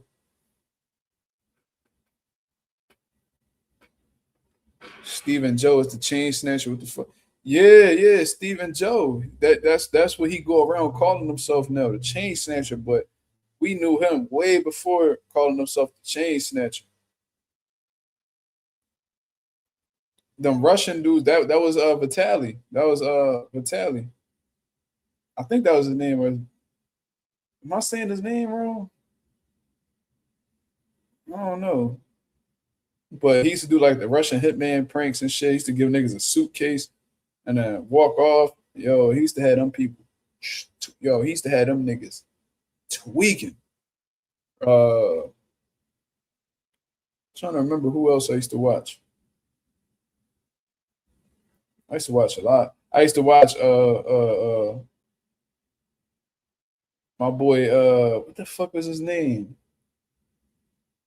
Chris Smooth, back when I was on my heavy UK shit. I mean 2K, I say UK. When I used to play 2K heavy, I used to watch Chris Smooth. Splash. Oh my god. I heard he's still snapping with the games and shit. Yeah, Splash. Yeah. Chris Smooth is a legend, bro. I don't give a fuck with nobody. Say that nigga, he is the man, bro. I wanted to be nice, just like him in 2K. That and it didn't matter. It didn't matter what 2K it was. He like his creative player could be a beginner. That nigga always got buckets. He was the man.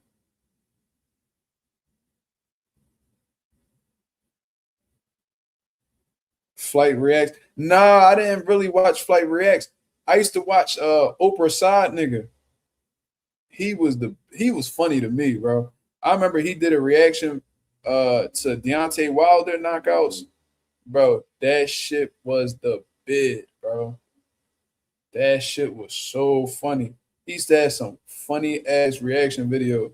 I think his name like Oprah Side now or some shit. He like cleaned up his image a little bit. But when he was reckless, that nigga was funny. I wonder how he doing now.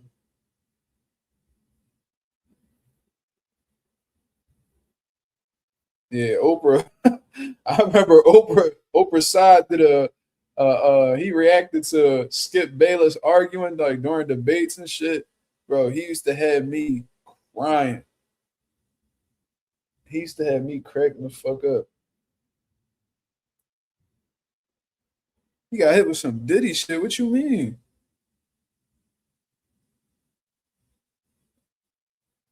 Nigga, I remember some of the first videos I ever watched was Kimbo Slice. Man, yo, shout out to the fucking legend Kimbo Slice, bro. Shout out to the legend Kimbo Slice. Fucking GOAT. I don't give a fuck. I don't give a fuck about the UFC shit. None of that. Some of the first videos that I came across on the internet was Kimbo Slice, bro. I wanted to be just like Kimbo Slice. Motherfucker used to have his chest hair shaved where it was an arrow pointing up at him, big ass chains. He used to be beating niggas up on the streets, man. Man, that nigga was, he was the man. I remember my heart was broken when he lost to that white boy. Then he fought like a cop. It was like some indoor fight and shit, and like Kimbo just fell out from exhaustion and shit. That shit broke my heart. But when he was on that run, whooping on everybody, woo-wee. Yeah, he put Jorge Masvidal on. Yes, he did. Yes, he did. Masvidal was one of his little homies. Oh, you got somebody? Oh, you got another one? Oh, he can fight Jorge. And Jorge used to be rumbling. And Jorge damn near became UFC, got close as shit to winning the UFC title. He won the BMF title after he beat Nate Diaz. Yeah. Am I fighting? Counter fight this Saturday? Oh, yeah, I'm going to watch that. I might do a live fight reaction to that, John. Oh, no, wait. I got to fight this Saturday. I got to see what time that fight ends. I'll probably make it home in time for it. I'll let y'all know. I'm going to watch it, though, for sure. Yeah, I remember he lost that one fight to that police officer. That shit broke my heart. I ain't going to lie.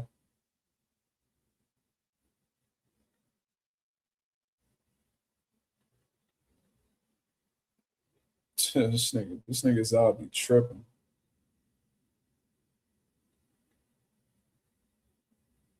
Kimbo is definitely knocking motherfuckers clean out.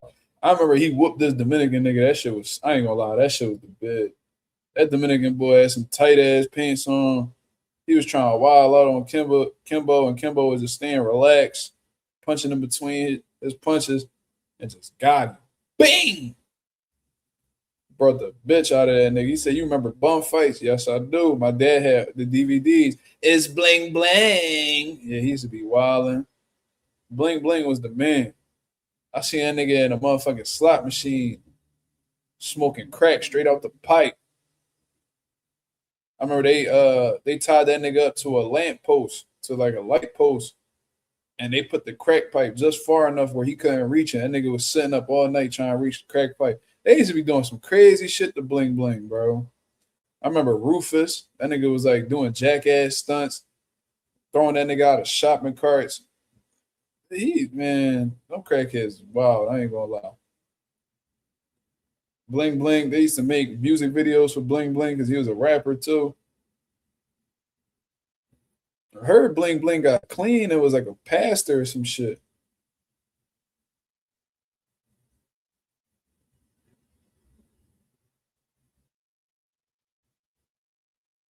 Yeah. My dad, I was so young, I ain't really understand what I was watching. My dad used to get a kick out of them bums though. But for real, my dad was doing that bum fight shit before them DVDs was out. He just had a Philly version of it. When my dad used to be allegedly on them blocks and shit, he used to be having crackheads fighting each other for bread. My dad had his own underground fight league, allegedly. Niggas on, I ain't never bring that up. My pop allegedly had his own underground fight league. Man, my pop was ahead of his time, man. My pop was really ahead of his time. My dad was the first, and I say this all the time. My dad was the first vlogger I ever seen.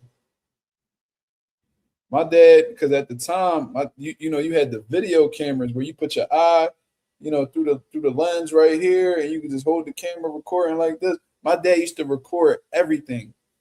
Everything. I'm mad as shit my dad don't got all of those tapes, man. My dad had some of the tapes to my childhood. I would have loved to have shown my son.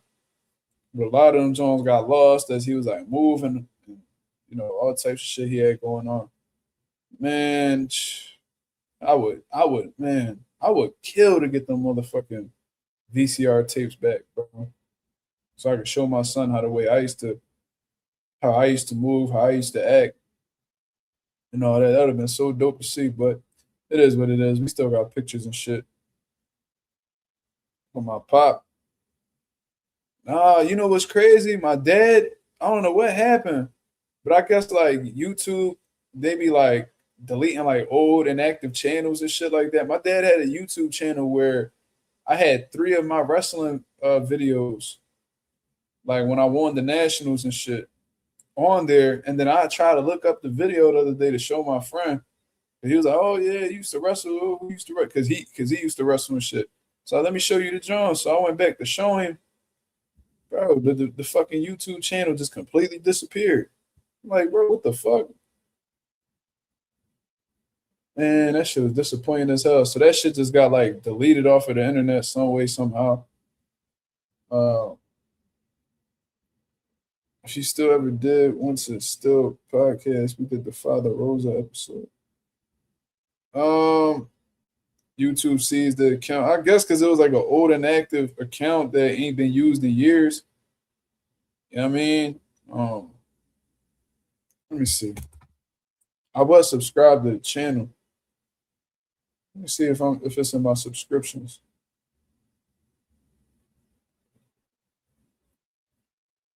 I doubt it, but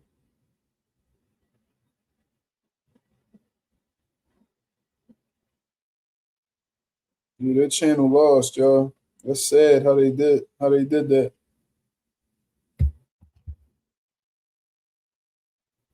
Yeah, the thing about my pop though is like my dad got a lot of personality, but you can tell he don't really fuck with the cameras all like that. He as soon as them cameras come out, my pop is a bit more reserved. I'm a little bit, I've gotten used to just being myself on camera. It is an adjustment for sure though. But yeah, my pop is a little. I'm not gonna say camera shy because he don't mind talking in front of the cameras, but he doesn't show his full personality whenever the cameras come on. So it'll be tough to get him to that point. But my dad got stories on top of stories on top of stories, bro. If my dad wrote a book, that book would be fire, bro. Now I ain't even a big book reader. My pop come out with a book, I'm reading that John for sure.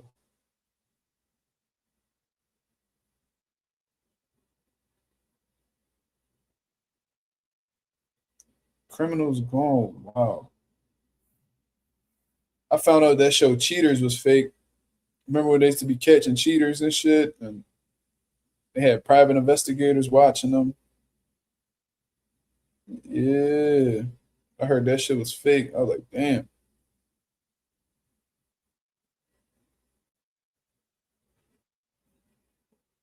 Have you been in the corner of a fight that was aired on the Zone or Top Rank? PBC. But that situation, see, this what happened, right? So this is the same night that J-Rock got stopped by Jason Rosario. This is in Philly, right? So it's like I worked the corner, but it wasn't my fighter, so it didn't really truly represent who I was as a trainer. So this what happened. But wait, let me read. Do I remember E Bombs World? Yeah, I do. That's crazy. I do remember that.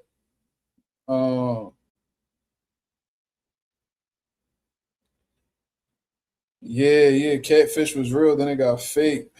Yeah, I think they end up making the shit fake because like they run out of content after a while, or they don't want because they stopped that whole and that Catfish shit could lead the motherfuckers harming themselves and shit like that. That's why they stopped doing the Chris Hansen's Catch a Predator shit because one of them predators ended up offing himself allegedly, or definitely. I don't know. You're gonna have to look that up.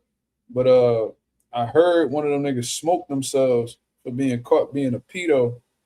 So that shit pretty much killed Chris Hansen's show. But anyways, let me tell y'all about this question right here. So I wasn't gonna go initially to Julian Williams versus Jason Rosario fight. I was just gonna watch it on TV. But I got a call. And they was like, yo, check this out.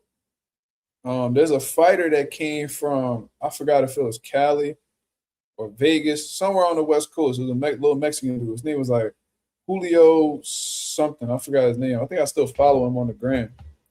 me see. His name is Julio.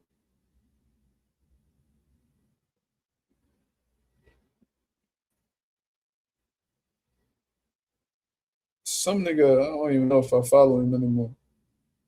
But I could definitely find him on BoxRec.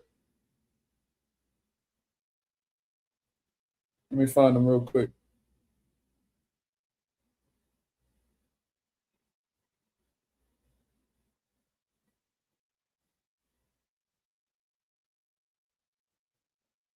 Named Julio Garcia. So there was a kid by the name of Julio Garcia. He had an upside down record. I think he was like 3-3 at the time.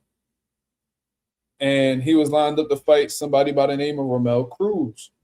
So Romel Cruz is actually a Philadelphia fighter. He trained with Breadman. And I fuck with him. Puerto Rican bull, real cool. We did a podcast with him some time back. Real good dude. I fuck with Romel Cruz. And I hope eventually he gets his opportunity to do some shit. Still an undefeated fighter to this day and all of that. Anyways, I get a call. Like, yo, we got this kid by the name of Julio Garcia, blah, blah, blah. He came over here, but he don't got nobody to work his corner. Would you be available to do so? At the time, I'm young. I ain't doing shit. I ain't got no kids. I ain't got no real responsibilities. I think I was still at my mom's crib at the time. What was this? This was like 2020. So yeah.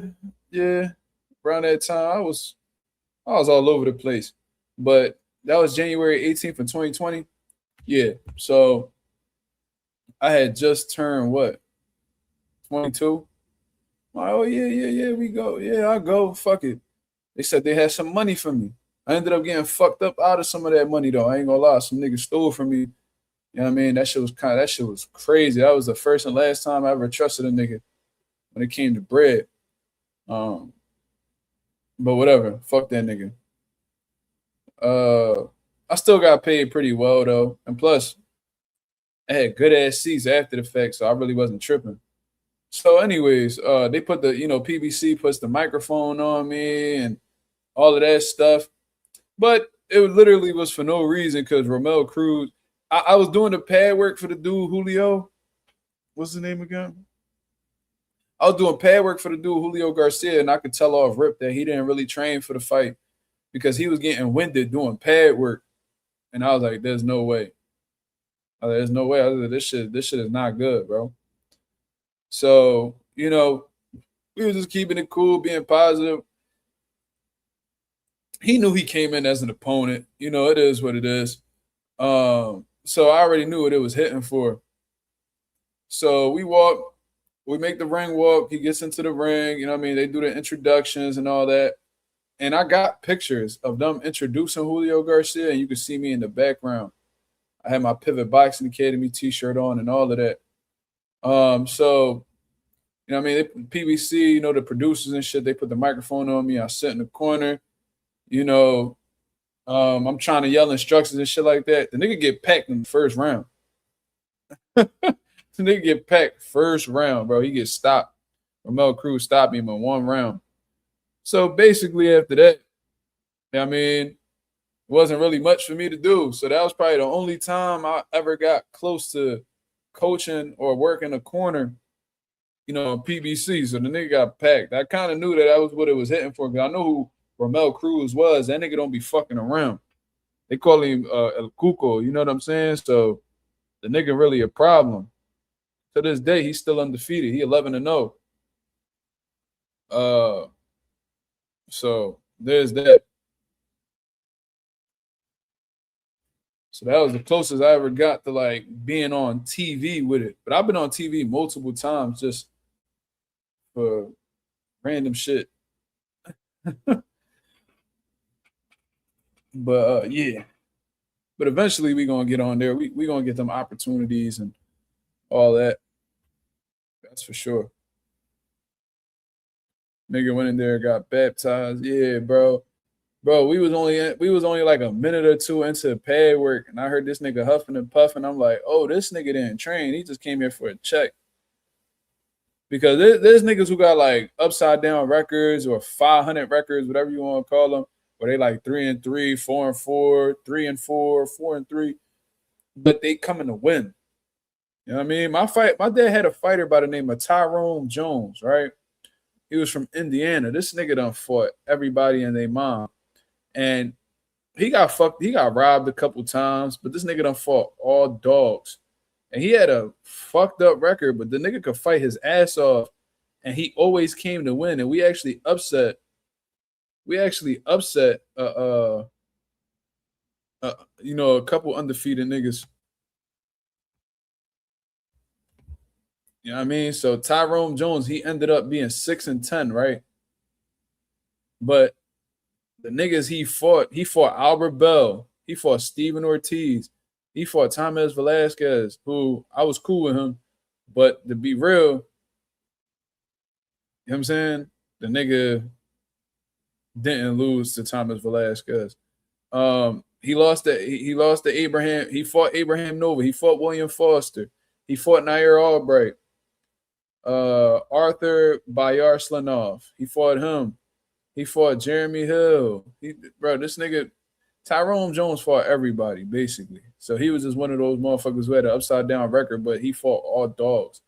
But there was this nigga that was from Philly that was undefeated. He never fought again since then. That's crazy to me. But his name was Shamar Fulton. Shamar Fulton was like 4-0.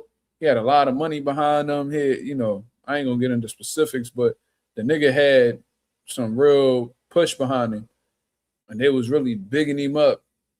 And first round, Shamar Fulton cuts Tyrone Jones, right?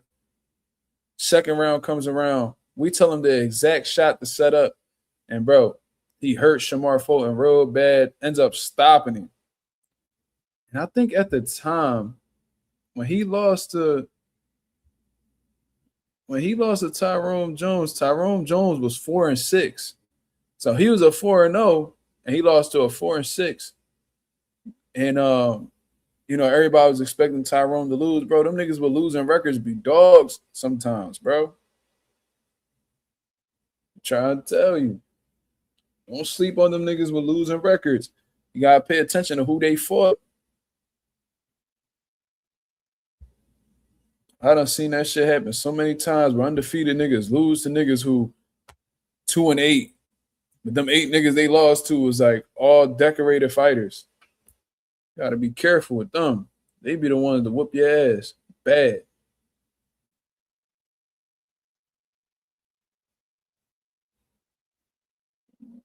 He said your buddy 12-33, he beat an undefeated Mexican dude. Yeah, you got to be careful with them, man. You got to be real careful. Like Darnell Boone had a terrible record, but really gave niggas hell. Like he was a real problem.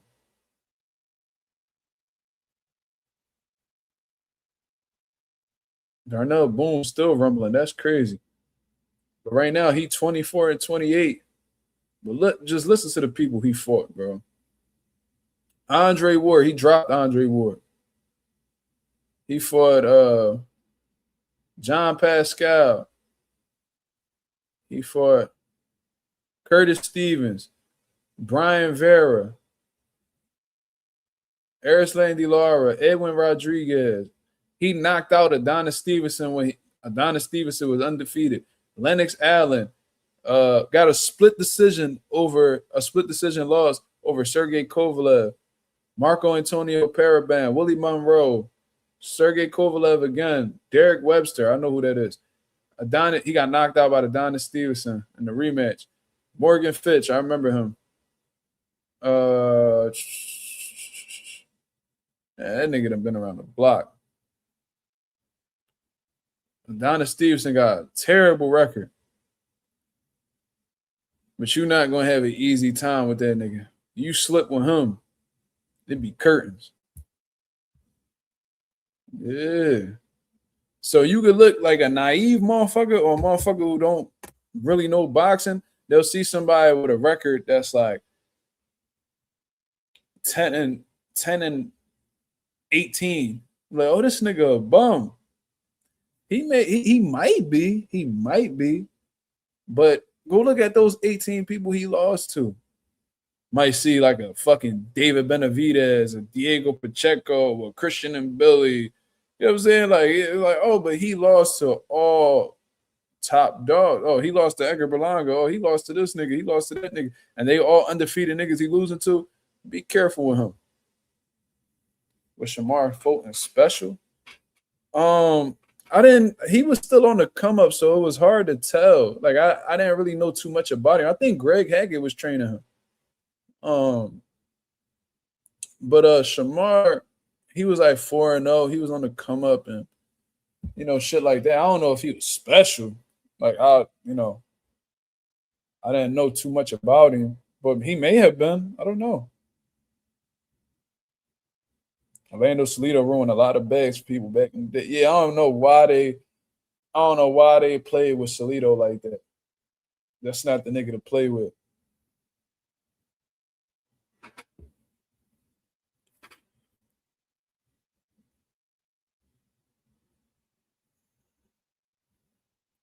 But y'all got any last questions before I get up out of here, man?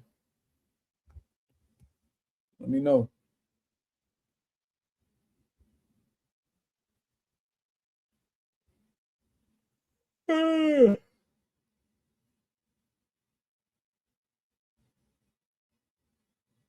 Ryo a bag ruiner. You see that? Hassan, what up? That's not Hashim, right? Is Hassan 7 fighter? Is that Hashim Hassan or no? Or is that somebody else?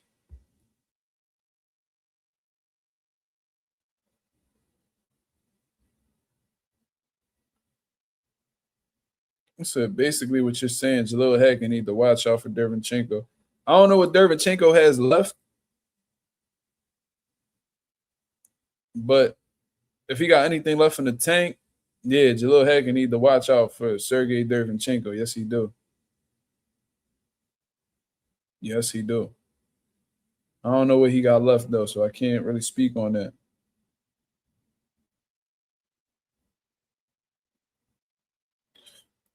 Ryo killed Colbert bag. True. Eastside Cruz bag. True. Ryo been killing some bag. And he just killed Edwin De Los Santos comeback, too. Damn, first fight with Brian Norman. Throwback promotions. They got put the fuck out. God damn. Yeah, Ryo avenged 2 out of his 3 losses, so much respect. He said, nah. Oh, all right. I got a homie by the name of Hashim Hassan, who's a fighter out in the UK. I always saw the name, and I'm like, is that? I wasn't never really sure. He took Billy the distance with 1 arm. Jalil bad show levels, can't slug it out. Jalil like the rumble though, man. He liked the rumble. So we'll see. I think stylistically that's gonna be a very exciting fight. What they fighting at? What fighting him? What Jalil fighting at? 160? He beat Elijah Vines, man. Elijah Vines is a solid fighter from Philly. Elijah Vines sparred boots, all types of shit. Elijah Vines could rumble. And Jalil got it. Damn, they fighting at 60. I know Jalil was having trouble at I think he was having trouble at 47.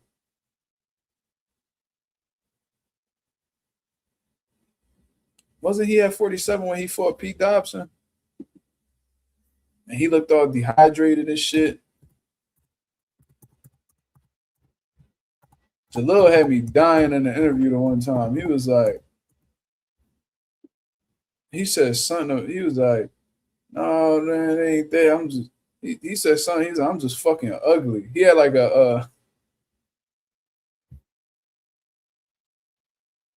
he had like crutches. He had to pull out of a fight. He had injured himself. He had crutches and shit.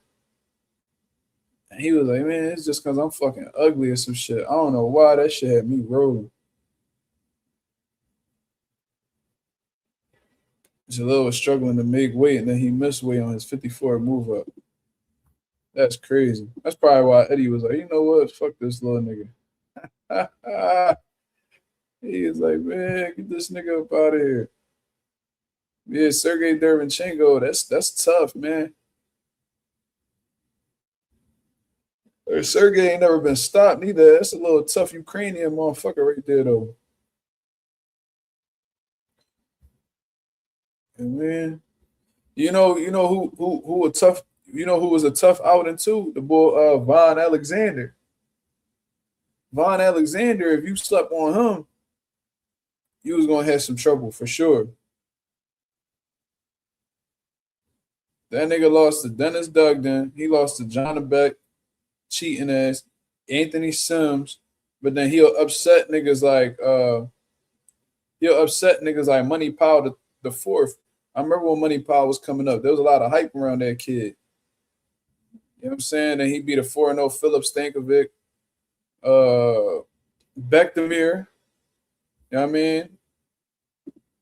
He fought Bektemir. He beat Luis Arias. He beat Cuba. You gotta be careful with niggas like him, bro. He on a bit of a losing streak now. But Von Alexander, yeah, he probably burnt out now. But there was a time where he was actually upsetting niggas. So you gotta watch people like him.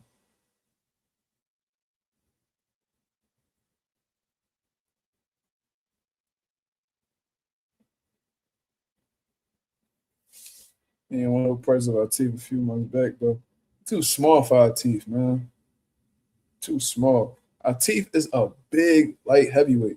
I don't know if y'all ever seen our teeth in person. That's a big light heavyweight. So for a nigga that was fighting at 160 to fight a huge 75 like that, that's too much.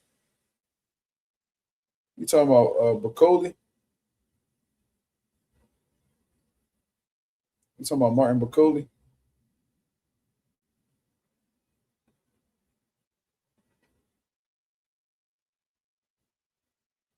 It's Dennis Baranchek was the real Grim Reaper in Ukraine.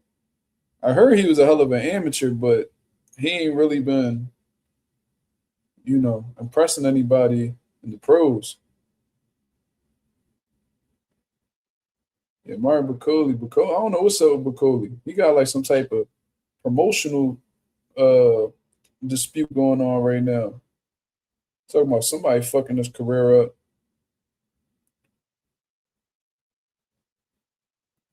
What?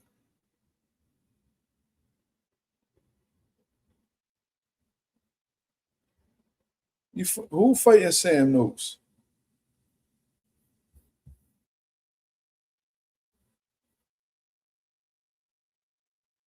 Who fighting Sam Noakes?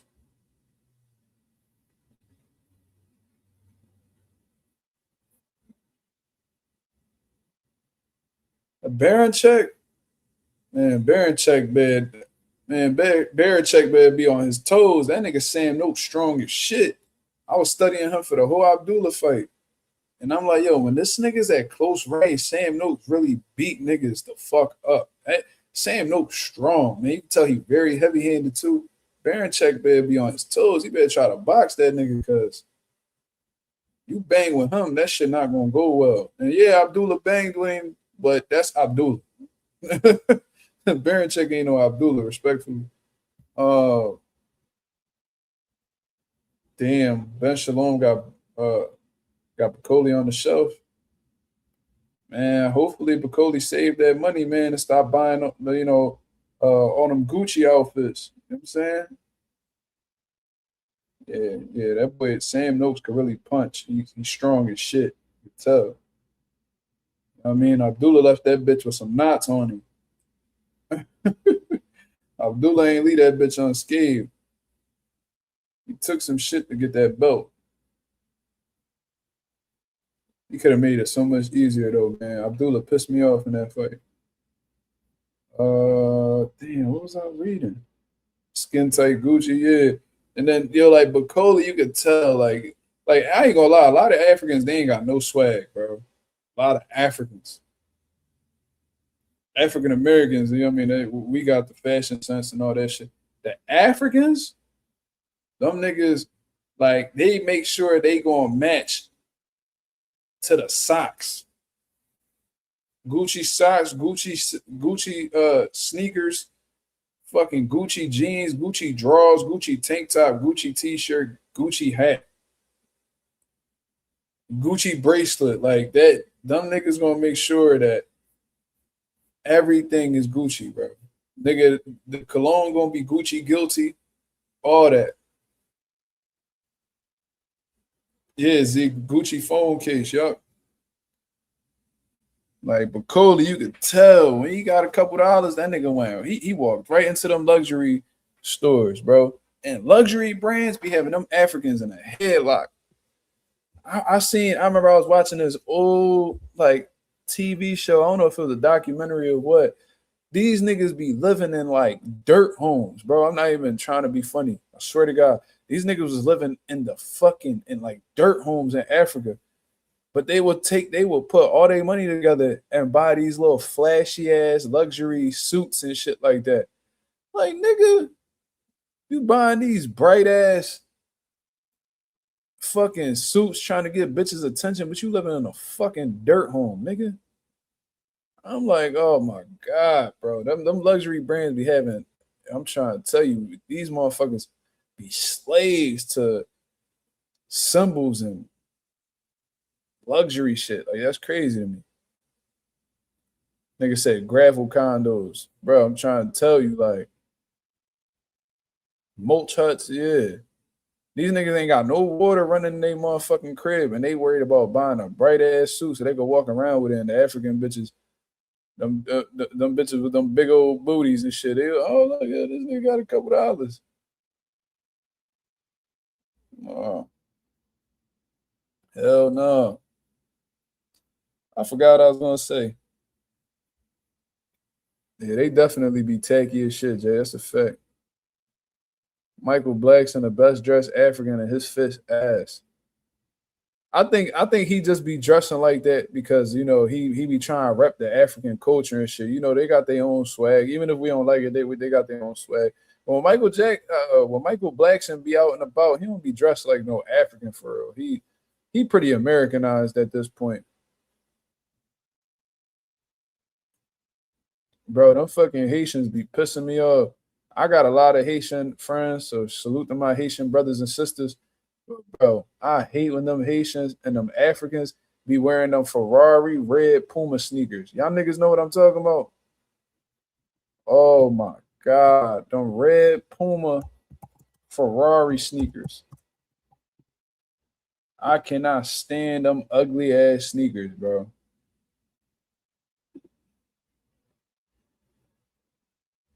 They always be wearing them Jones. Whenever I see them niggas out and about, I see them at the mall. I used to work with them niggas back when I was installing fire sprinkler systems and all that. A lot of the electricians would be like Africans or Haitians, and bro, they always had them Jones on.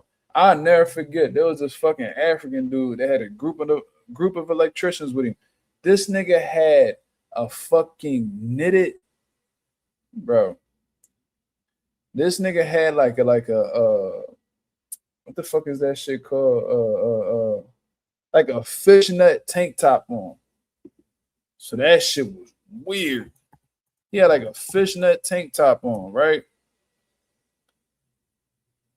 I don't even know if it was fishnet, but it was knitted for sure. Like a, let me see if I got the right. It was like a knitted tank top where you could see directly through it.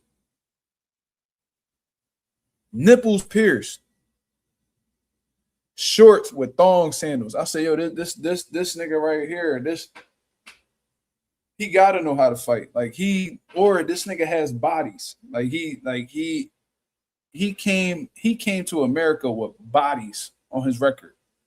There's no way, like, because when you doing that shit in America, you're basically baiting somebody to fuck with you. Like you daring a nigga to say something to you. I don't even want to know why you're trying to bait niggas to do that to you. I think that you are a trained hitman. I think you are an assassin. This nigga had a transparent knitted tank top on, nipples pierced, shorts with thong sandals. You know them African niggas do not take care of their feet, so they be having like the long ass toenails and all that. Grinding against the peg, because you know they big toes be hanging out they thong sandals and shit. I mean that nail scraping against the concrete and shit, so you know that nail super pointy at the end. Like them niggas is like that. I looked at that nigga and I never looked at him again. I made the eye contact, seeing what he was on. I was like, oh yeah, we not doing this. I'm not even gonna say what's up to this nigga.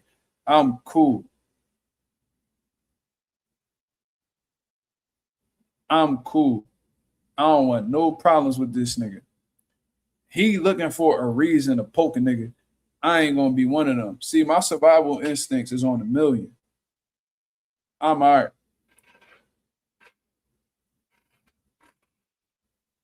Yeah. He said, don't forget the smell of them. Bro, it was a group of them. That shit was like a click of ass in there.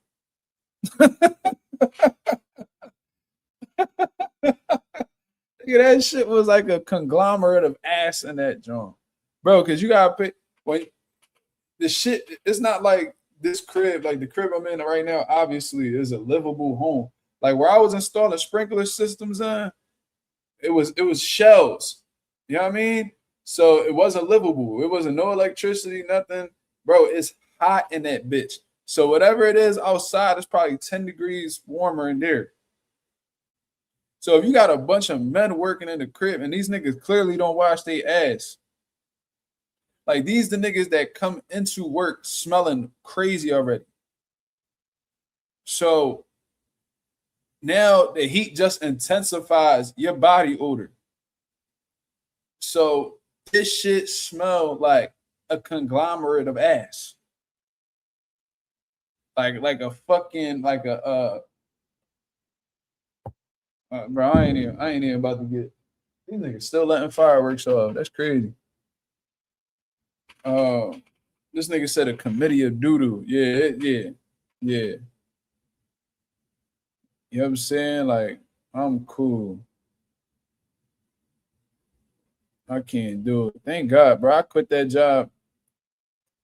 job after being there for like a month. I was like, man, you know, a boxing reporter got me that job too. He actually owned the job.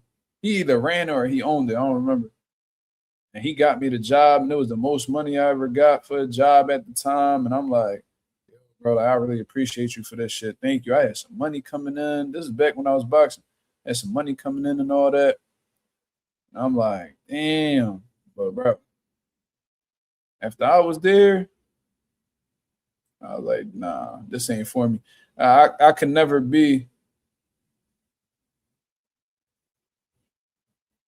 you know what I mean? I could never be like one of those construction dudes. I can't do it. Yeah. Dame Dash said cinnamon doodoo. He said any nigga who chews Big Red, that's just chewing cinnamon doodoo. That shit was hilarious. What's OR stand for? That's the OR. What's that? The operation room. What's that? What that stand for?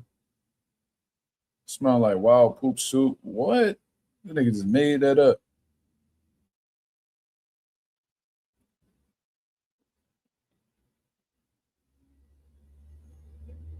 Oh, I got that right. Bro, I'm the type nigga, bro. Like if it's like overwhelming, I'll be like embarrassed to tell niggas, but it's like, oh, that's a conversation that need to be had, bro. Like, you can't come in here smelling like that. And if you keep smelling like that, bro, I'm not coming in here no more. Thank God where I work, they got a hygiene policy, bro. And everybody be on. Thank God ain't no stank niggas in my job, bro. Bro, you know how much of an inconvenience that is? Now the gym, on the other hand, there be some stank niggas in there, bro. There's one in particular. I ain't gonna say his name, but it'd be like some days he don't be on that, but then there'd be other days where he come in and he smells so bad, and I'm like, bro, I got a lot of respect for him, so I'll just be like, I'll be chilling, but that should be so hard to ignore. Yeah. Then they come in smelling like that, and it's like the nigga got a whole girl, he got kids and all. And bro, you be smelling like that around your girl. Like, I'd be embarrassed, bro.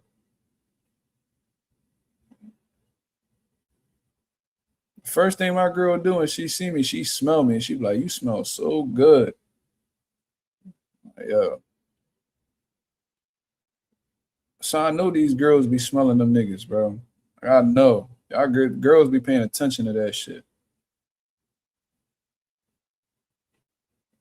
Nigga, I hold my breath when he walk by. That's how I be holding my breath when he walk by.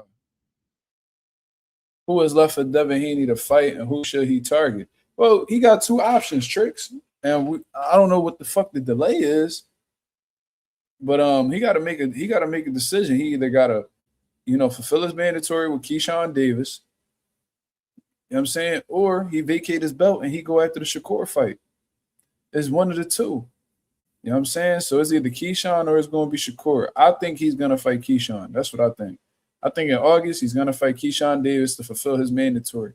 I think after that he'll attempt to explore the Shakur Stevenson fight. But I think by then Shakur will have a fight lined up too to close out the end of the year. Who? I don't know. But I personally believe that Devin Haney will fight Keyshawn Davis next. Because I just don't see Devin Haney giving up his belt to fight anybody. I don't see it happening. Niggas said you got to hit motherfuckers with the I-4. That's crazy.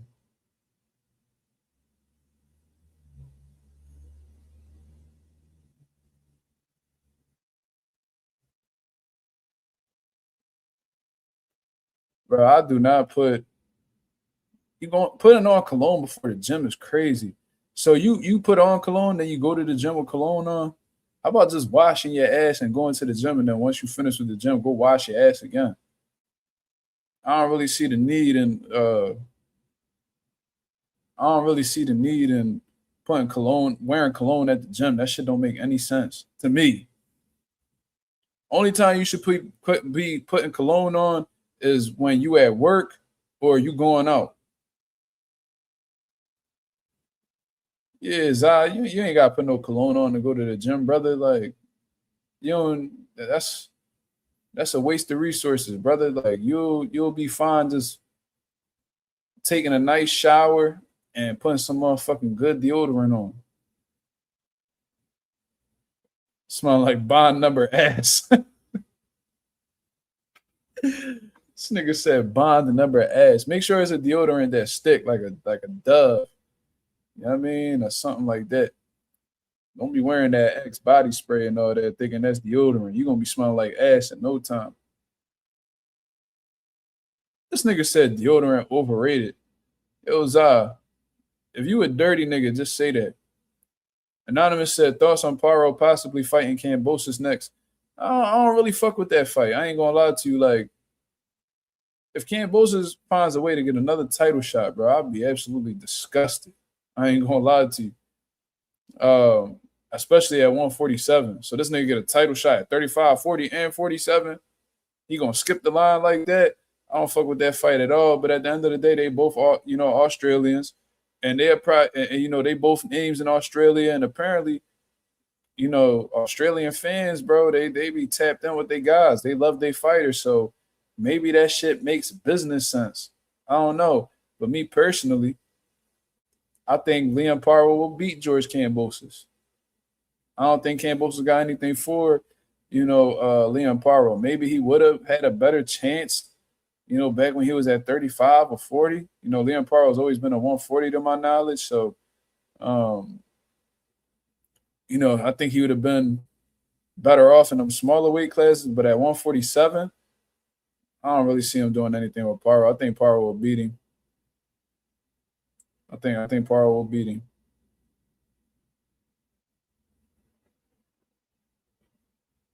You know what I mean? Jay said, if you would name and could sell tickets, you could do what you want in boxing.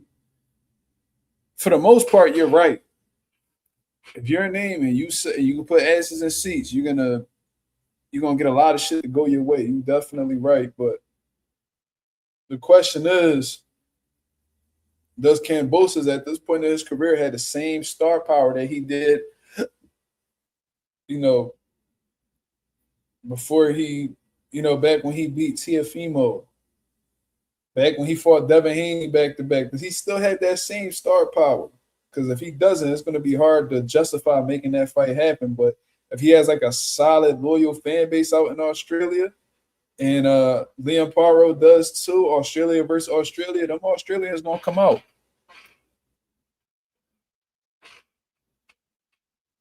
And if the IBF is going to allow Liam Paro to have a voluntary defense, you know what I mean? It's a possibility.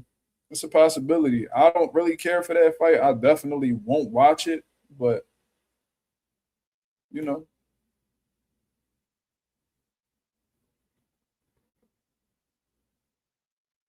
said Kambosos need a case study for getting these title shots. Well, the more you lose, the more opportunities you get. That's what the fuck it seemed like.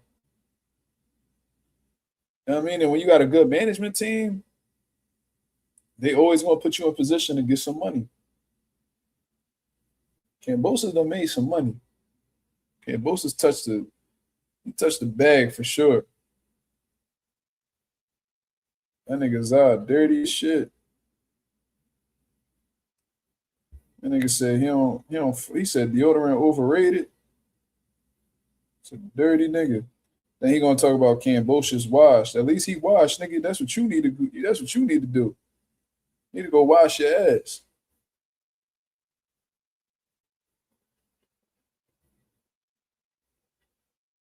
Nigga said it's our bed stink. Oh shit. That nigga Z said, Mark, do you think if Boots pursues, I think you meant to say, the Kelly fight, media will say he's somehow avoiding Virgil now.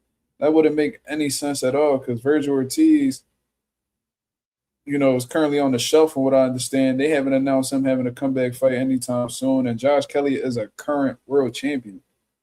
So people could say that type of shit, but would they sound smart saying it? Not really. Not in my eyes. Because ain't that what y'all want? Don't y'all want one champion? You know what I'm saying? Like, don't y'all want one champion? Boots is in the process of attempting to do so. So what's the problem with him fighting Josh Kelly? Plus, they got the same promoter. Josh Kelly agreed to terms prior to Boots being a champion to, fighting him when he signed that deal with Matchroom. It's bound to happen. So what sounds more enticing? If your main goal is to become undisputed, what sounds more enticing? Fighting Josh Kelly for the IBF strap when you already got two of them and possibly getting a third, or fighting Virgil Ortiz to just simply defend your two world titles?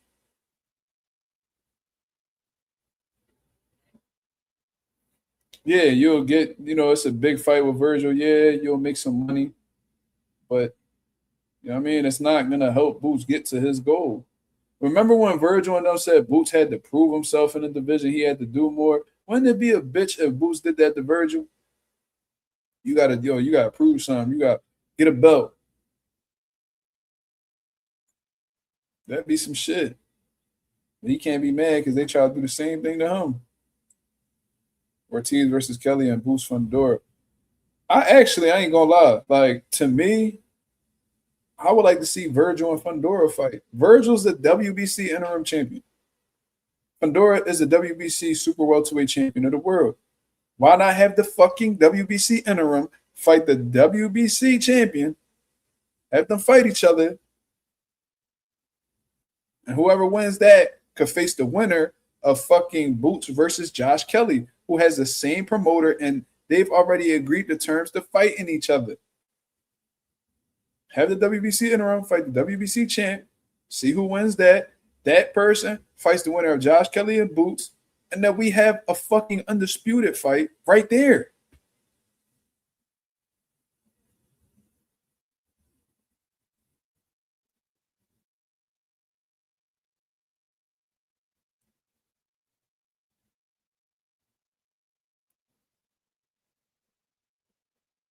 It's a great fucking fight. Mexican American versus Mexican American. Put that shit in the West Coast. Put that shit in Cali. Put that shit in Texas. Put that shit in Vegas. It's a great fight. Somebody getting knocked out.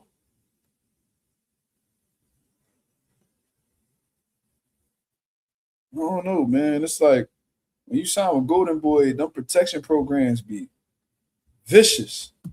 Put it in Atlanta. That shit don't make any sense. Why would you put 2 Mexican fighters in Atlanta? How many Mexicans live in Atlanta right now? You're just saying anything at this point.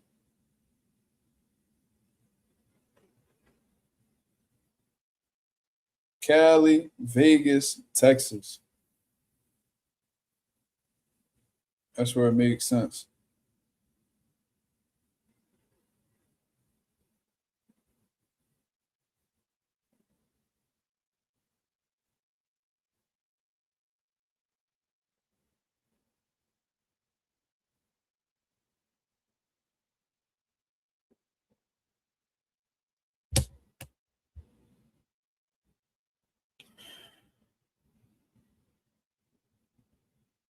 Hopefully I see Boots next week at the Andy Cruz fight so I can holler at him. He definitely approachable. So that'd be a good John. Andy Cruz fighting Montoya, right? I think Andy gonna watch cause the question is, can he stop Montoya? Can you stop him? That'd be a statement if you can. I don't think he's been stopped before.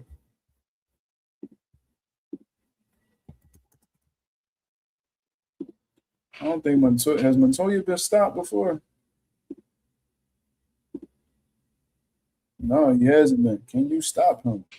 Somebody who fought remember that boy that injured Ryan Garcia in the Tank fight? He was like, "Are you okay?"